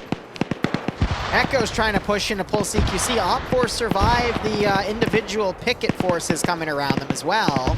And looks like they're pulling forces out of Sector 1 to move in. So we could see this BTR actually just push into Sector 1 and take it on their own. And Op 4 are in the process of capturing Sector 2. And they just lost it, I think, in a CQC engage. The Dishka up here, Snodgebird is actually able to snipe some Op 4 guys on the outskirts here. Blue 4 could pull their forces on the outskirts back into the sector and take it. But this could go either way. Blue 4 might have exhausted all their forces in counterattacking. And this is out now actually getting really, really close for both sides. I thought Blue 4 would be able to wrap this force up on the north because they had all the forces around in a circle, but basically surrounding the force, but it just didn't pan out that way. Now you got Blue 4 and Op 4 doing CQC, the sector constantly changing hands here, just because forces keep going in and out of the sector at this point, mainly with these guys right here. That's what keeps changing it.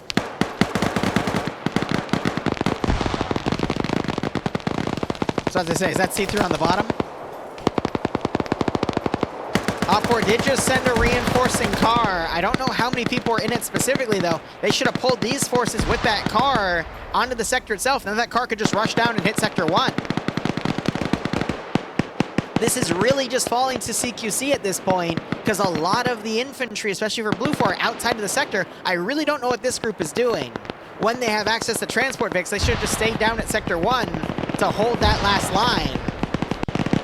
And now the risk is they're going to be completely out of position and leave another element to come and take the Vic, which in this case could be the BTR. But at the same time, there's no ground command on either side, so it's just absolute chaos on the ground here. Solomons gets headshot as he tries to take out his aggressor here. But he was able to get the kill. I can't get the click on him. It was Asada with a PKP, yeah. Don't want to be up against a medium machine gunner in CQC. They will outlast you. Because usually they got 100-round boxes and you only have up to 30 rounds.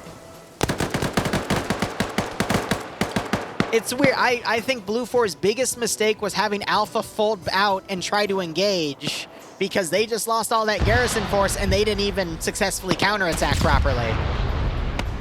We just had AT destroy this Vic, though. I'm assuming that was Iander back here. No. I heard an AT4 fire, though. It wasn't... Oh, no, it might have been RPG. I don't know. Someone took that Vic out locally. Op4 is capturing Sector 2. We could see this BTR then push down. Yeah, no, they've stolen the gas and they're driving off. So a lot of Blue 4 is just out of position here. These two guys get knocked out by AT fire. Wait a minute.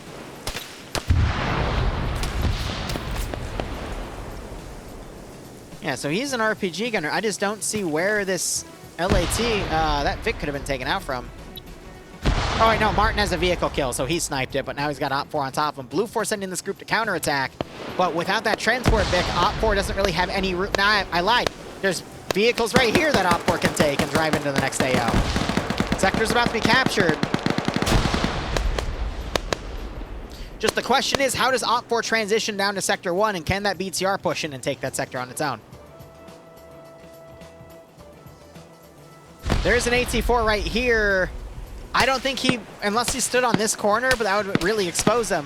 But he is now taking fire from the forces down here, but this sector is about to be taken.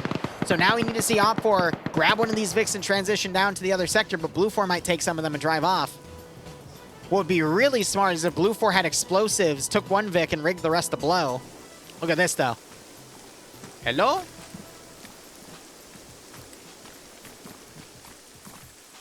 Alex is going to outpace him. He's going to get right on top of some Blue 4 guys as Blue 4 runs a dude out.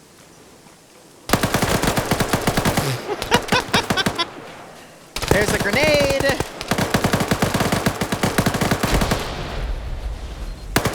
Wait, even he was shooting. Explosive charge just got thrown on the body. So he was blue on blue, or red on red in there. Explosive goes down. Duel doesn't notice that he's being engaged on the rear. Now he does. And he gets knocked out and headshotted.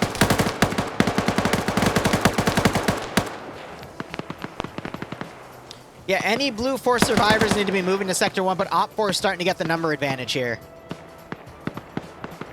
And Op4 have a pocket BTR, but the pocket BTR... Where is it going? I guess it's trying to go around to be on the northern side, maybe utilize this hill, but the trees are in the way. Who knows?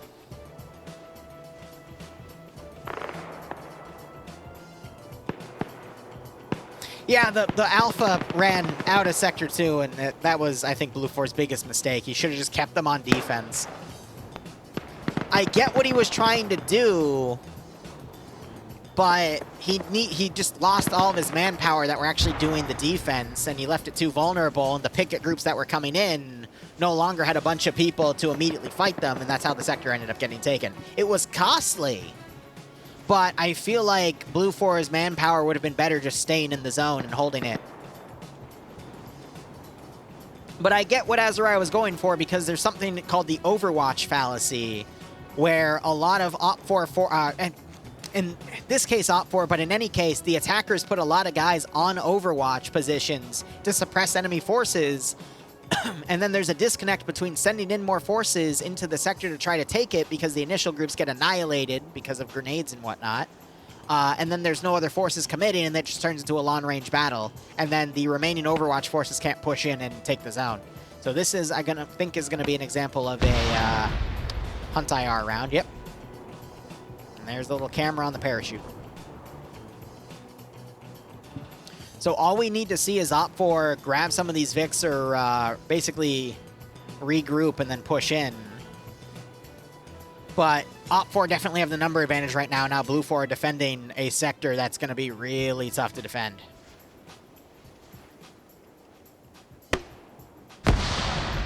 But yeah, Op4 don't think this sector is clear yet, so tough calls, tough calls. Really great Op4 use of hitting this tower, though. I mean, you can just see all the bodies that fell down, and they're even looting them now. But it also didn't help that both commanders got hit in the opening rounds, and the squad just kind of had to fend for themselves.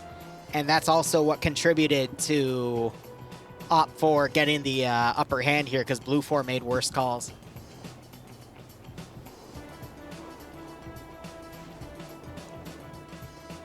Now the real question is, how can 5 blue 4 guys defend this AO?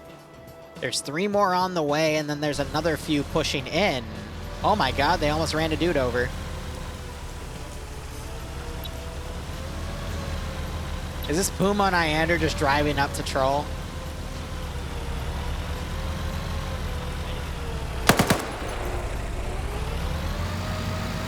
Yeah, they just called that his enemy.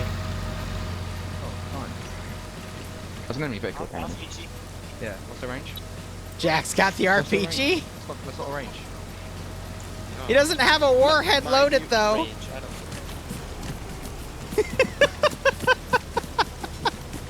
You ain't got a RPG loaded. I think Oddball just told him.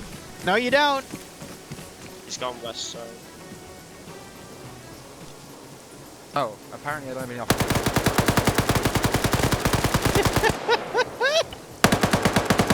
Oh, he's got a PKP too. So Iander and Puma now holding from their Vic. They're remounting.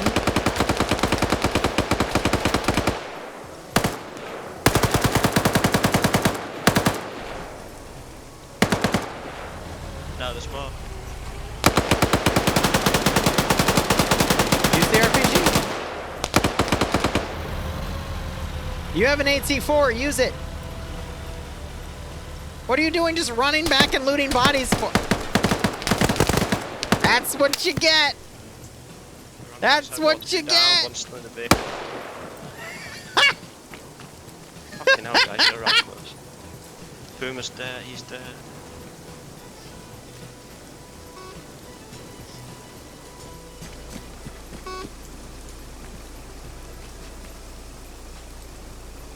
Yeah, this is the guy he shot, but he seems to be Maybe I wearing. shot Boy Walker, so I'm sorry if I did. Yeah, I think he's realizing he just shot a friendly. Oh man.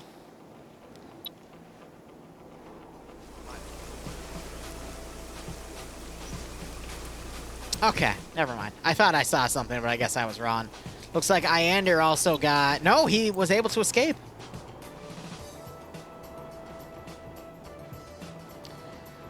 Oh, man. But that right there is an example of why you should always engage the contact and eliminate it before you start looting. Even though it was a friendly fire incident, but still, that's funny. Yeah, he had the AT4 on him, and he wasn't using it against the vehicle. I'm going to be honest, in that situation, I probably would have shot him too. Because if I see someone with enemy AT, and they're not focusing on the target, instead they're looting or they're trying to outflank me, I would think, okay, maybe that's an enemy. Because if they're not, what's the alternative? That's a friendly player not focusing on the fact there's an enemy infantry unit behind them and an enemy vehicle driving around, and it's been called up. And they have an LR, which means they would have heard it get called up. Like, that's just silly. Iander's most likely mega waste, yeah. Knowing him. Very intoxicated.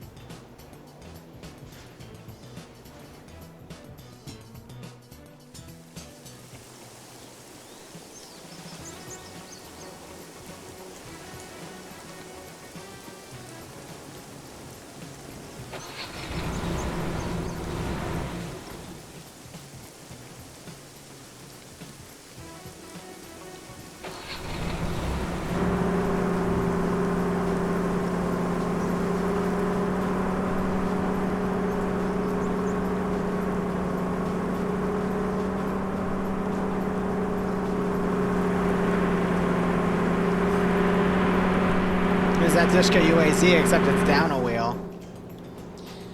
Alright, now it's going to take them a little while to actually regroup. We might start seeing picket forces push in, but again, Blue 4 doesn't really have a solid defense either, so we'll see. What will also be curious is if the BTR starts engaging what they perceive as enemy vehicles. Yeah, they clearly don't realize that. I think it's just because they don't have comms with anyone. What did you do? What? Dream, what did you do? Why are you... I mean, good for you for being on 4 kills, but what... What did you do to that poor BTR? Or BRDM, excuse me. Bruh! I look over and it's on fire! Did he really just pick the right place to go stop, drop, and roll and bandage here? I guess stop, drop, and prone technically, but... Yeah, now he's right behind some hostiles here. Dream's luck is nuts.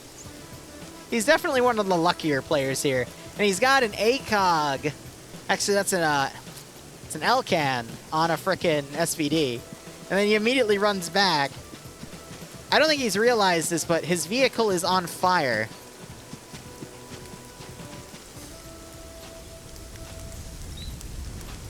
Yeah, you're not fixing that.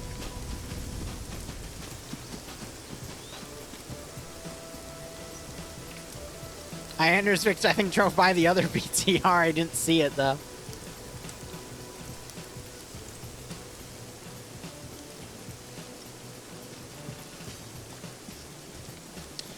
Alright, this is now a game of cat and mouse. The question is, who is going to win, the cat or the mouse?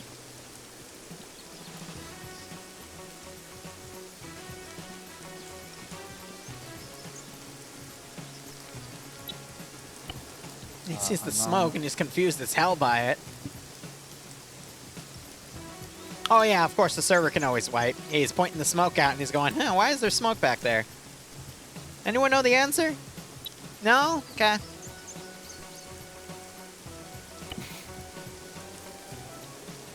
Looks like OpForce finally moving all their forces around, rallying on the northern side. Grav, I'm gonna... What vehicle is that? Which one? I swear to God, Dream. Dream! Roshan. Why would you run through an open area? You bellend!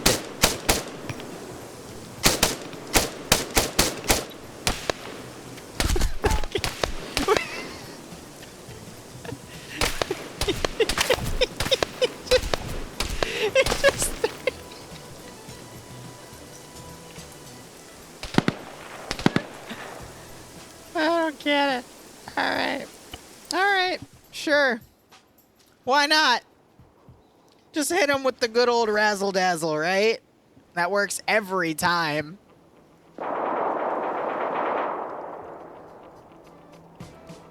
Meanwhile, we've got Delta 2, I think, with the Dishka. Yeah, they got it working again. Start suppressing the position. Oh, my God.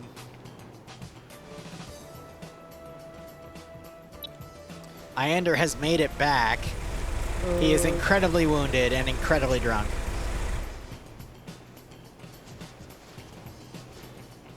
And down goes the quote-unquote official FNF shot. Damn, what's that? You don't gotta be that cruel with it, mate.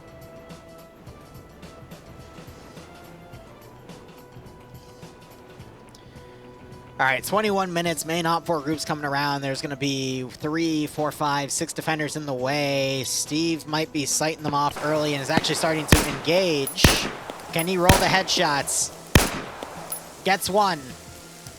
Can he roll more? Gets a double tap just in case, takes fire. If we can keep seeing Steve do some attrition right here and inflict more casualties, Blue 4's got a better chance.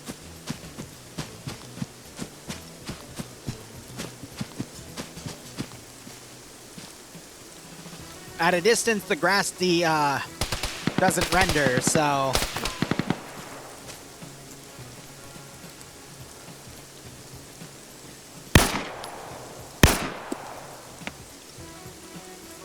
And again, the scope isn't aligned. He's trying to double tap that body, runs out of ammo in that mag.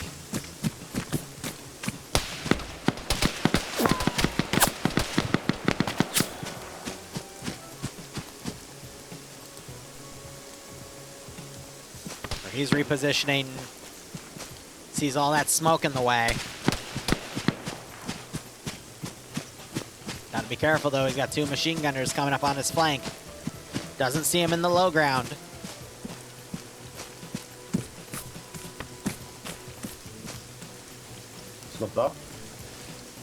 He's gonna hide out in this tree. Blue 4 still have a decent chance because Ash is lost down here, but if they start turning... However, that BTR being with Op 4 is going to make this incredibly difficult, but I'm assuming Iender still has AT.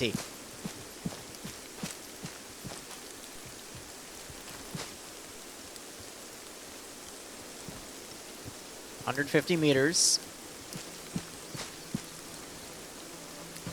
Not sure if Steve's going to notice, though.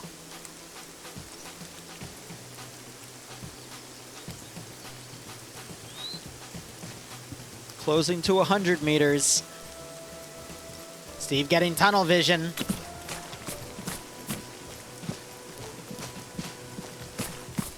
Now Will Gazag and Kissing notice Steve in the tree. Guys moving in the north.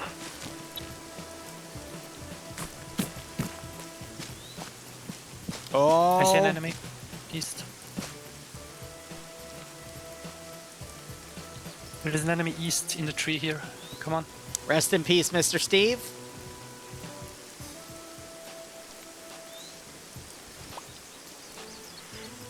Yeah.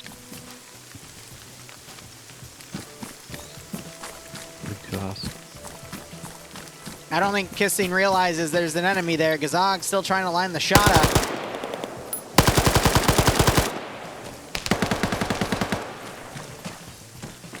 Oh, Kissing, you looked right at him! On house.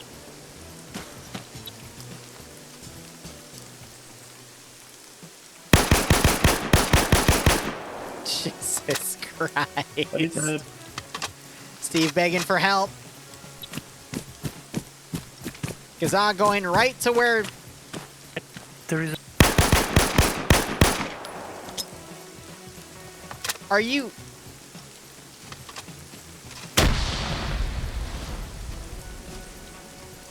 Make Steve's job easier. Sure.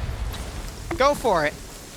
At least he's getting support now. There's some fights I see where I genuinely can't understand why it plays off that way. Your battle buddy is literally telling you where an enemy is. He points the enemy out to you, and I guess you were just too far to see it? I don't know. And then go to your buddy when he gets gunned down in front of you. Weird calls get made, all right? At the heat of the moment, you might not be thinking properly. It's been a long round. You might be tired. It's round 2. Stuff happens. But I still question that stuff.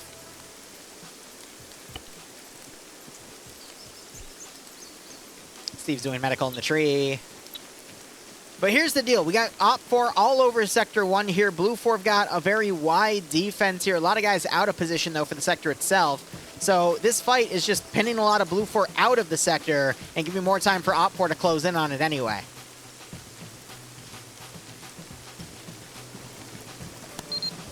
Yeah, he's going to explosive charge the house.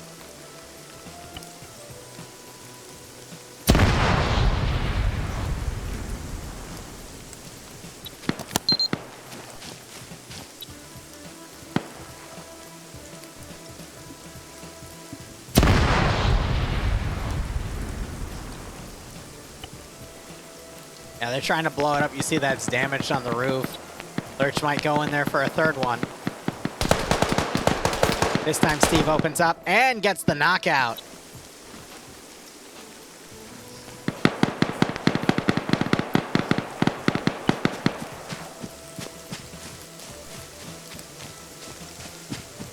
Uh-oh.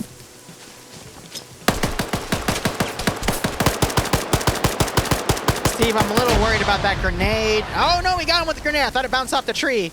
So Steve's racking up the kills at this point.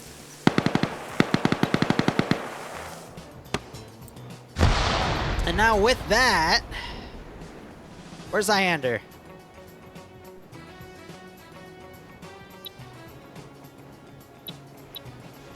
I guess he left, because... I mean, this final BTR would be for him to basically pick off. Thought he was getting medical over here. His game crashed? Oh, no. I hope someone picked up the Moz, because otherwise this BTR is going to be a bit of a threat.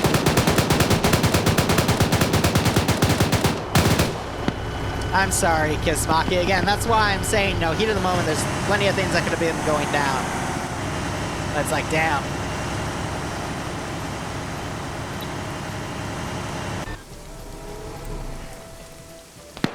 One of the two shooters up there died. You've got Bravo 1 right here getting engaged. Explosive satchels going off on these buildings. We need to see Blue 4 trickle their forces back. This Snajper still have AT. He's picked up a marksman rifle. He doesn't have AT anymore, though.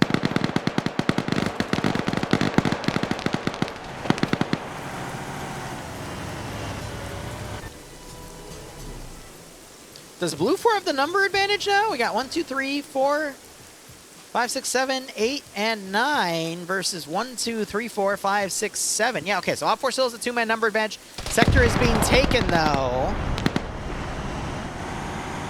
And I can't tell if someone actually blew up in that explosive or not. Oh, someone just got hit. That was Sada.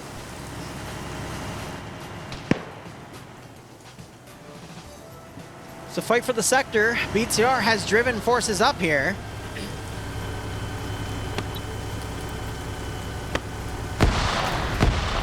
You have grenades.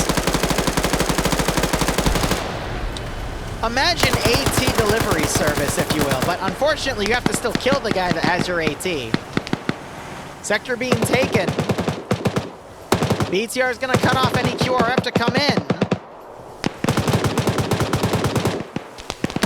We need to see Blue 4 on the other side push for any chance. I think Taurus just got the other Blue 4 kill down there.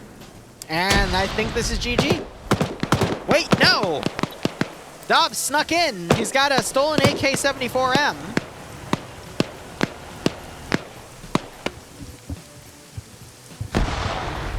Look at that. Look at this. Ha! Wait. Oh my gosh, Grav has an AKS-74U.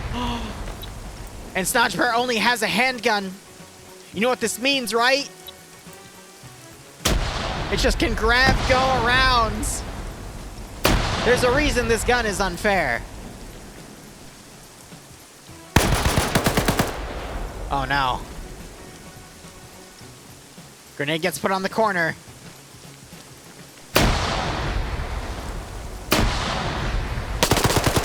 Oh! I'm telling you, man, it's the best gun in the game.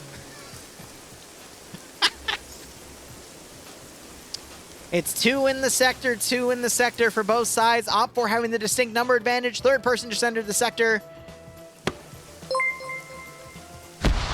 Grana, thanks for the raid, but I will admit after this episode, or round, excuse me, we're going to be going off and prepping for the DayZ special events. Hopefully you're doing A-okay, though. Blue 4 just down to 2. It's been a close game. Except they just don't know that there's a Blue 4 monkey right here.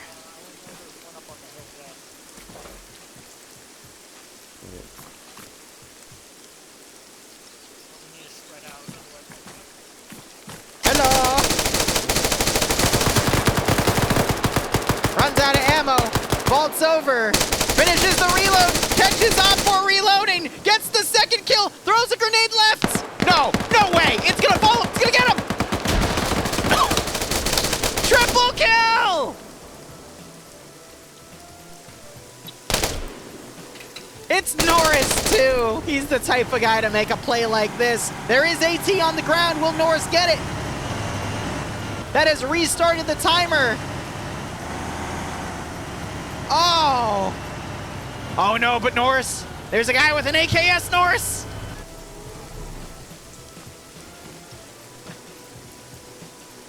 My God. That was great. I don't know. The AKS, though, it's pretty powerful. Smoke grenade goes out. What are you doing? No! You monster! Ash! Ash!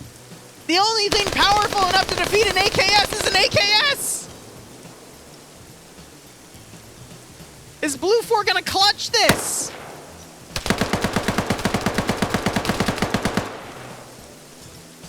Oh my God! I think it's 2v2.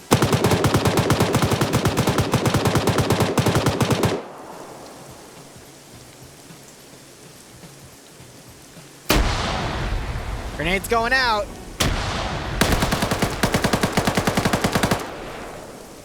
Ash taking some blind suppression.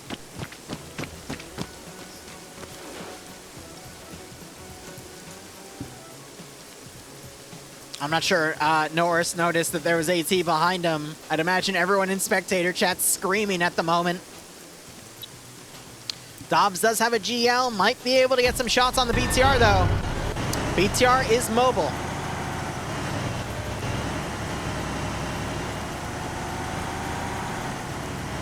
What the hell? Norris just wipes 3 dudes. In a beautiful triple kill. Oh no. Here comes Dobbs. Ash dropped his AKS.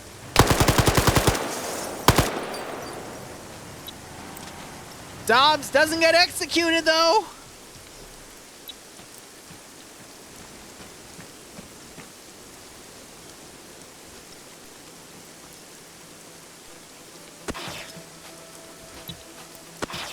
Now, if Ash was still using his AKS, he probably would have gotten the kill on Dobbs here. So it's quite possible Dobbs could wake back up. He is a medic, so he should have been topping himself off with blood.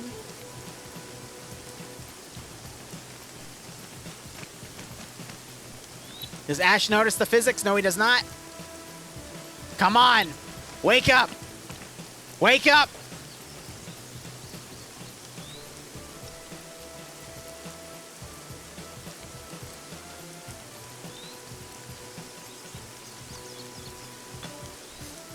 What? Well, I shouldn't know. You still in the sector, yeah? You Wait a need to minute. be in the sector. In the sector.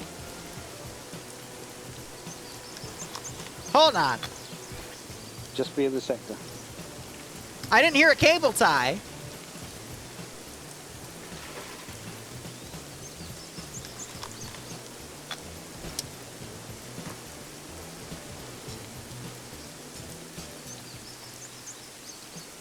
He didn't remove the gun. He did kill a friendly earlier.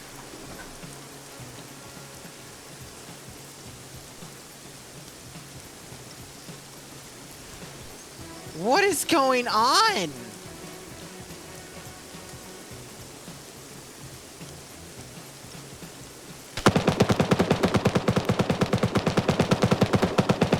What?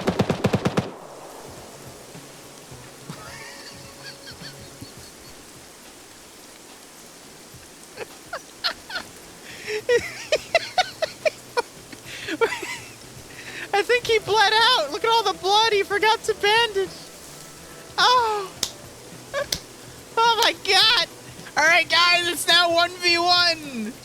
Can Norris win against the BTR?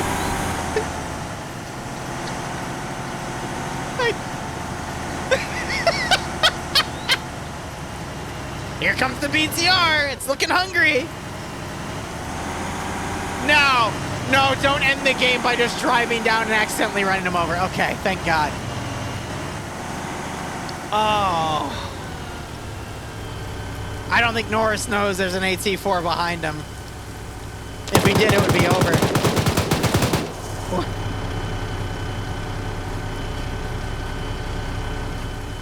I think Norris is just going to wait him out for 6 minutes. What is this? What is this? This is just... Malin, you tell me. You run Friday Night Fights EU at this point, or excuse me, early branch. What is this? From your expert opinion, leading this all. What is this?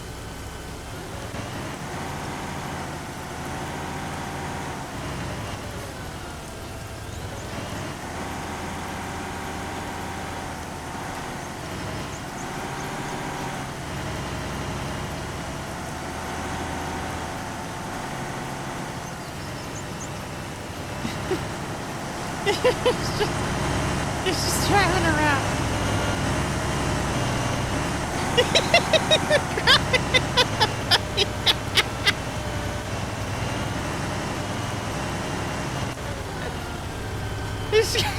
He's out of the sector.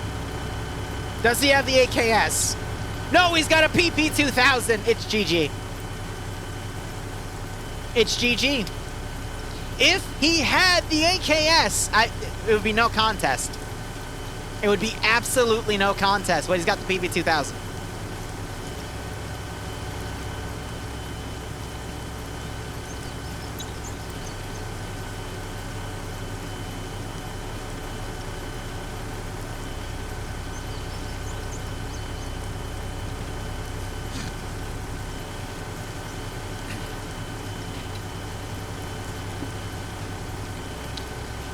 Oh my God.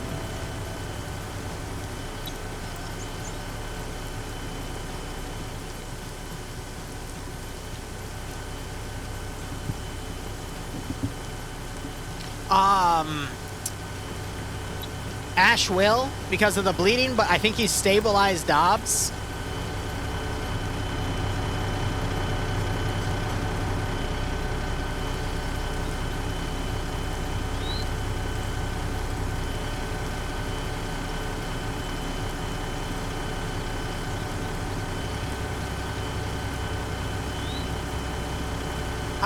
I don't have anything to say here. It's literally just hide and seek at this point. He's now gonna throw grenades at random trees and hope for the best. Oh my God.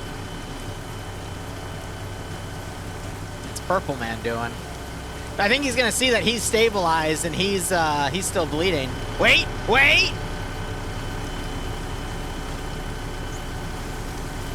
Oh my God. Ah! Wait a minute. I think Norris saw him. He's guns up.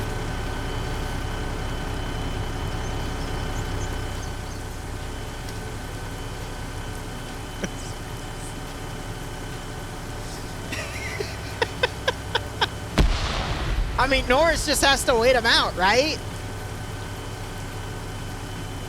Oh my God.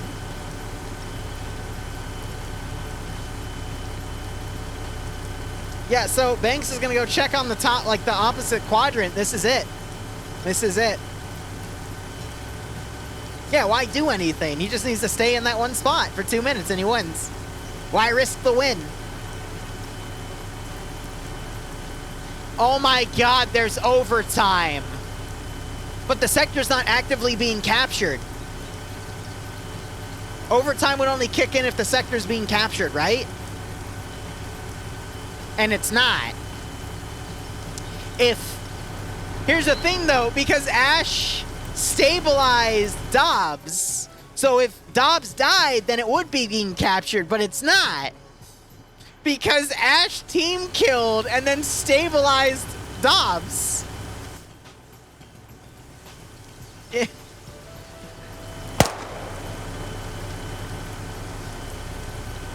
He's checking bodies now.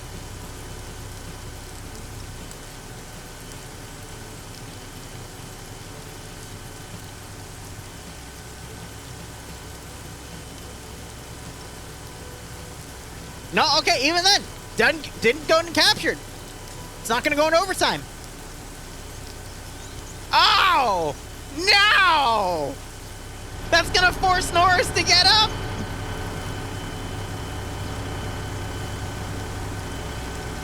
I wish they put an admin message down earlier. Because otherwise Norris... I just heard someone laugh. Are you ready for the ultimate camp fight? Oh my God.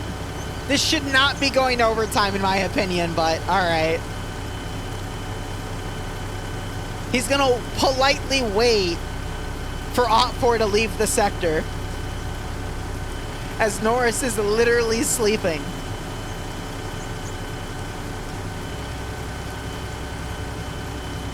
Still, I hate to say it, but Banks doesn't have the AKS, so is he really gonna win?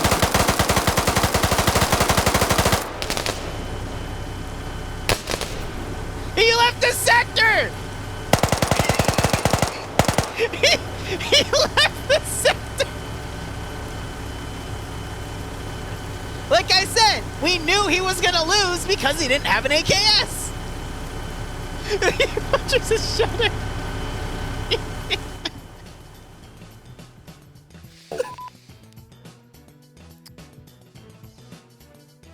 I swear to God. All right, I'm going to go prep for the DayZ event. That's going to be an hour and a half. I'm going to take 30 minutes off and then go work on that sector. My God. Thank you so much for watching. Go operate operationally. Hopefully, I'll see you for the Pay for Pain DayZ event in 90 minutes. Feel free to use the exclamation point menu command to see that. And otherwise, cheers. Have a good one. And go operate operationally. Take care.